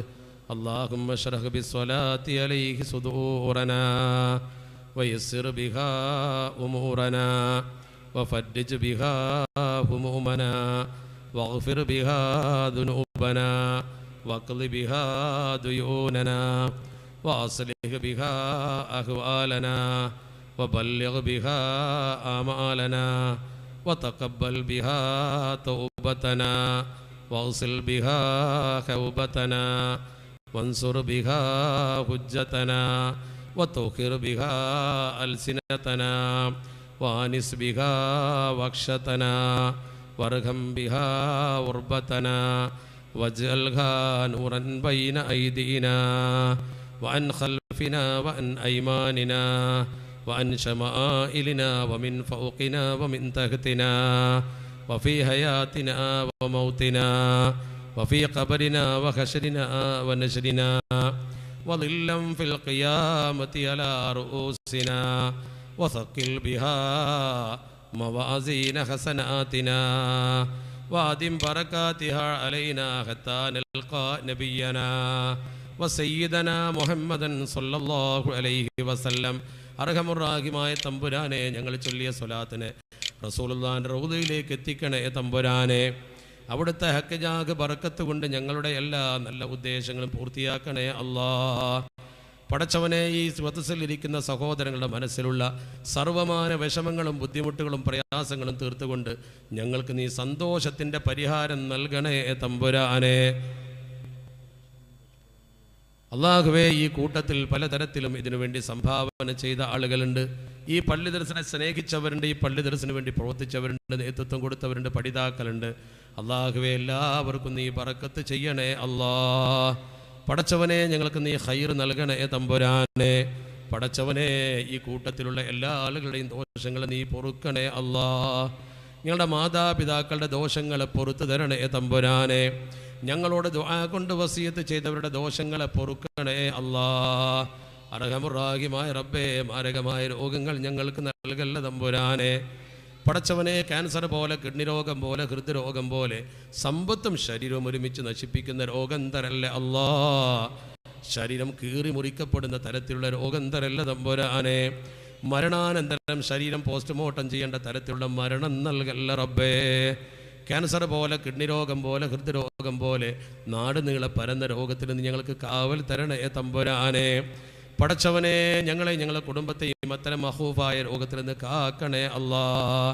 പടച്ചവനെ, ദീർഘനാൾ രോഗിയായി കിടന്ന ബന്ധുക്കൾ കറപ്പായി വെറുപ്പായി ഇതൊന്ന് മരിച്ചു കിട്ടണമെന്ന് പരിപാലിക്കുന്നവർ കരുതും വിധം അവർക്ക് ഒരു പ്രയാസമായി ഞങ്ങളെ കിടത്തി നരകിപ്പിക്കല്ലേ തമ്പുരാനെ. ചെറുപ്പത്തിൽ അപകടം പറ്റിയോ പ്രായമേറെയായോ അത്തരമൊരു കിടത്തം ഞങ്ങളുടെ വിധിയിലുണ്ടെങ്കിൽ നിന്റെ മഹദ് ഫദ്ൽ കൊണ്ടത് ദൂരെയാക്കി സാധുക്കൾക്ക് ഖൈർ തരണേ തമ്പുരാനെ. പടച്ചവനെ, ഞങ്ങളെ പോറ്റി വളർത്തിയ മാതാപിതാക്കൾ പലരും ഖബറിലാണ്. അവരുടെ ഖബറുകളെ വിശാലമാക്ക് അല്ലാഹ്. ജീവിച്ചിരിക്കുന്നവർക്ക് ദീർഘായുസ്സും ആഫിയത്തും നൽകണേ തമ്പുരാനെ. പടച്ചവനെ, ഞങ്ങൾക്ക് വേണ്ടി ഖിദ്മത്ത് ചെയ്യുന്ന പ്രിയപ്പെട്ട ഭാര്യമാർക്ക് ഖൈർ നൽകണേ അല്ലാഹ്. അവർക്ക് ആഫിയത്ത് കൊടുക്കണേ തമ്പുരാനെ. പടച്ചവനെ, ഞങ്ങളെ മക്കളെ സ്വാലിഹീങ്ങളാക്കണേ അല്ലാഹ്. പടച്ചവനെ, ഞങ്ങളെ പെൺമക്കൾക്ക് നല്ല ഇണകളെ നീ തെരഞ്ഞെടുത്ത് തരണേ തമ്പുരാനെ. ഞങ്ങൾ ആൺമക്കൾക്ക് നല്ല ലാഹിക്കായ ജോലി നീ നൽകണേ അല്ലാഹ്. പടച്ചവനെ, രോഗികളായ പലരും പ്രത്യേകിച്ച് ഓപ്പറേഷന് വിധേയമാകുന്ന ആളുകൾ ദുആ ചെയ്യാൻ എഴുതി ഏൽപ്പിച്ചിട്ടുണ്ട്. പടച്ചവനെ, അവർക്ക് നീ രോഗമുക്തി നൽകണേ അല്ലാഹ്. പ്രയാസപ്പെടുത്തല്ല തമ്പുരാനെ. പടച്ചവനെ, പ്രയാസപ്പെടുത്തുന്ന രോഗം ഞങ്ങൾക്ക് തരല്ല അല്ലാഹ്. പടച്ചവനെ, ഈ കൂട്ടത്തിലുള്ള ഓരോരുത്തർക്കും നിന്റെ വിധിയിൽ എന്തെങ്കിലും മോശപ്പെട്ടത് ഭാവി ജീവിതത്തിലുണ്ടെങ്കിൽ ഈ മജ്ലിസിൻ്റെ ബർക്കത്ത് കൊണ്ട്, ഈ ദർസിൻ്റെ ബർക്കത്ത് കൊണ്ട്, ഇൽമിൻ്റെ ഹുർമത്ത് കൊണ്ട് അത് ദൂരെയാക്കി ഞങ്ങൾക്ക് ഖൈർ വിധിക്കണേ തമ്പുരാനെ. പടച്ചവനെ, ഞങ്ങളെ മാതാപിതാക്കൾ ആരെങ്കിലും ഖബറിൽ ശിക്ഷ അനുഭവിക്കുന്നുവെങ്കിൽ അവരുടെ ഖബറിലേക്ക് സ്വർഗത്തിൽ നിന്നൊരു കവാടം നീ തുറന്നു കൊടുക്കണേ തമ്പുരാനെ. ഞങ്ങളും ആ ഖബറിലേക്ക് വരുമ്പോൾ ഖബർ നീ പ്രകാശിപ്പിക്കണേ അല്ലാഹ്. ഖബറിൻ്റെ അദാബിനെ തൊട്ട് ഞങ്ങളെ കാക്കണം അല്ലാഹ്. മീസാനിലും ഹിസാബിലും സിറാത്തിലും ഒരാളെയും സഹായിക്കില്ലല്ലോ. പടച്ചവനെ, ആ രംഗത്ത് നീ ഞങ്ങൾക്ക് തുണയാകണേ തമ്പുരാനെ. പടച്ചവനെ, ആ സമയത്ത് ഞങ്ങൾക്ക് നീ സ്ഥിരത നൽകണേ അല്ലാഹ്. പടച്ചവനെ, മിന്നറിയുന്ന വേഗത്തിൽ സിറാത്ത് കടത്തി സ്വർഗത്തിലേക്ക് ഞങ്ങളെ നീ എത്തിച്ചു തരണേ തമ്പുരാനെ. അതിൻ്റെ മുമ്പുള്ള മഅ്ശറാ ലോകം പടച്ചവനെ, ഫീയും ഇൻകാന മിഖ്ദാറുഹു 50 അൽഫ സന എന്ന് പരിശുദ്ധ ഖുർആൻ പറഞ്ഞ ഒരു ദിവസത്തിന് 50,000 കൊല്ലത്തെ ദൈർഘ്യമുള്ള ആ ദിനത്തെ ഒരു ഫർദ് നിസ്കാരം നിർവഹിക്കുന്ന സമയം കൊണ്ട് മുഅ്മിനീങ്ങൾക്ക് വിട്ടുകിടക്കാൻ കഴിയുമെന്ന് പഠിച്ചിട്ടുണ്ട്. ആ കൂട്ടത്തിൽ ഈ സാധുക്കളെ നീ എത്തിക്കണേ അല്ലാഹ്. ശരീരം മുഴുവൻ വിയർപ്പിൽ കുളിച്ച് നിൽക്കുന്ന ആ ഗതിയിൽ അർശിൻ്റെ തണൽ കൊടുക്കുന്ന ഏതെങ്കിലും ഒരു കൂട്ടത്തിൽ ഞങ്ങളെ പെടുത്തിത്തരണേ തമ്പുരാനെ. പടച്ചവനെ, ദുന്യാവിൽ ഞങ്ങൾക്ക് ജീവിക്കാനുള്ള വക നീ ഖൈറോടെ നൽകണേ അല്ലാഹ്. കച്ചവടമാണെങ്കിലും കൃഷിയാണെങ്കിലും ജോലിയിൽ ബറക്കത്തും ഖൈറും തരണേ തമ്പുരാനെ. പടച്ചവനെ, ജീവിതമാർഗത്തിന് വേണ്ടി മറ്റൊരാളുടെ മുമ്പിൽ കൈനീട്ടി യാചിപ്പിക്കല്ലേ അല്ലാഹ്. കടം കൊണ്ട് വലഞ്ഞവരായി മരിപ്പിക്കല്ലേ തമ്പുരാനെ. മയ്യത്ത് കട്ടിൽ പള്ളിയിൽ വെച്ച് കടം വിളിച്ചു പറയുന്ന കടക്കാരനാക്കല്ലേ അല്ലാഹ്. എല്ലാ കടമകളും വീട്ടിക്കൊണ്ട് ജീവിക്കുന്നവർ ഞങ്ങളെ പെടുത്തണേ തമ്പുരാനെ. മരണമാസന്നമാകുമ്പോൾ കെലിമ ചൊല്ലി ബാധ്യത തീർത്ത് മരിക്കുന്നവരിൽ പെടുത്തണേ റബ്ബേ. ഇന്ത്യ മഹാരാജ്യത്ത് മുസ്ലിങ്ങൾക്കെതിരെ ഏകശവിൽ കോഡ് പോലെയുള്ള അപകടകരമായ പല നിയമങ്ങളും ഞങ്ങൾ കേൾക്കുന്ന റബ്ബേ, കാക്കണം അല്ലാഹ്. ലാലിമീങ്ങളെ ശരണത്തൊട്ട് ഞങ്ങളെ കാക്കണേ തമ്പുരാനെ. ദീനിൻ്റെ ഇസ്സത്ത് മരണം വരെ ഉയർത്തിപ്പിടിക്കാനുള്ള തൗഫീക്ക് നൽകണേ അല്ലാ. ഞങ്ങളെ തലമുറയുടെ കാലത്ത് ദീൻ നശിക്കുന്ന ഇസ്ലാമിനെ ചവിട്ടിമതിക്കുന്നത് കാണാനുള്ള ഗതി ഞങ്ങൾക്ക് വരുത്തല്ല തമ്പുരാനെ. പടച്ചവനെ, ഞങ്ങൾ ചെയ്ത തെറ്റുകൊണ്ട് ഞങ്ങൾക്ക് അങ്ങനെ ഒരു ശിക്ഷ നീ നൽകല്ല റബ്ബേ. സർവോപരി ഞങ്ങൾക്ക് നിന്നോട് ചോദിക്കാനുള്ളത് കാമില ഈമാനാണ്. മരിക്കുന്ന സമയത്ത് പരിപൂർണ്ണ ഈമാൻ തരണേ റബ്ബേ. മുഅ്മിനീങ്ങളുടെ കൂട്ടത്തിൽ ചേർത്തി സ്വാലിഹീങ്ങളോടൊപ്പം ചേർത്തി തരണേ തമ്പുരാനെ. അല്ലാഹുമ്മ അൽഹിംനാ മറാശിദ ഉമൂരിനാ വഅയ്യിദ് ജമാഅതനാ വഅല്ലിഫ് ബൈന ഖുലൂബിനാ വഅസ്ലിഹ്നാ ബിമാ അസ്ലഹത ബിഹി ഇബാദക സ്വാലിഹീൻ. അല്ലാഹുമ്മ അംദുദ് ലനാ ഫീ അഅ്മാരിനാ വവസ്സിഅ് ലനാ ഫീ അർസാഖിനാ വസഖിഹ് ലനാ അജ്സാമനാ وبلغ لنا آمالنا وآثرنا ولا تؤثر علينا وكن لنا ولا تكن علينا واغفر لنا وارحمنا فإنك تمحو ما تشاء وتثبت وعندك أم الكتاب. اللهم يا حبيب التوابين تب علينا ويا أمان الخائفين آمنا ويا دليل المتخيرين دلنا ويا غياث المستغيثين أغثنا ويا رجاء المنقطعين لا تقطع رجاءنا ويا راحم المساكين ارحمنا ويا غافر المذنبين اغفر لنا ذنوبنا وكفر عنا سيئاتنا وتوفنا مع الأبرار. اللهم اجعلنا من الخادمين لدينك الإسلام واهدنا إلى صراطك المستقيم واجعل آخر كلامنا عند الموت قولا لا إله إلا الله. توفنا مسلمين وألحقنا بالصالحين. ربنا ارحم آباءنا وأمهاتنا كما ربونا صغارا. آمين برحمتك يا أرحم الراحمين. بفضل صلى الله على محمد صلى الله عليه وسلم. صلى الله على محمد صلى الله عليه وسلم. اللهم صل على محمد يا ربي صل عليه وسلم. اللهم صل على جميع الأنبياء والمرسلين. الحمد لله رب العالمين.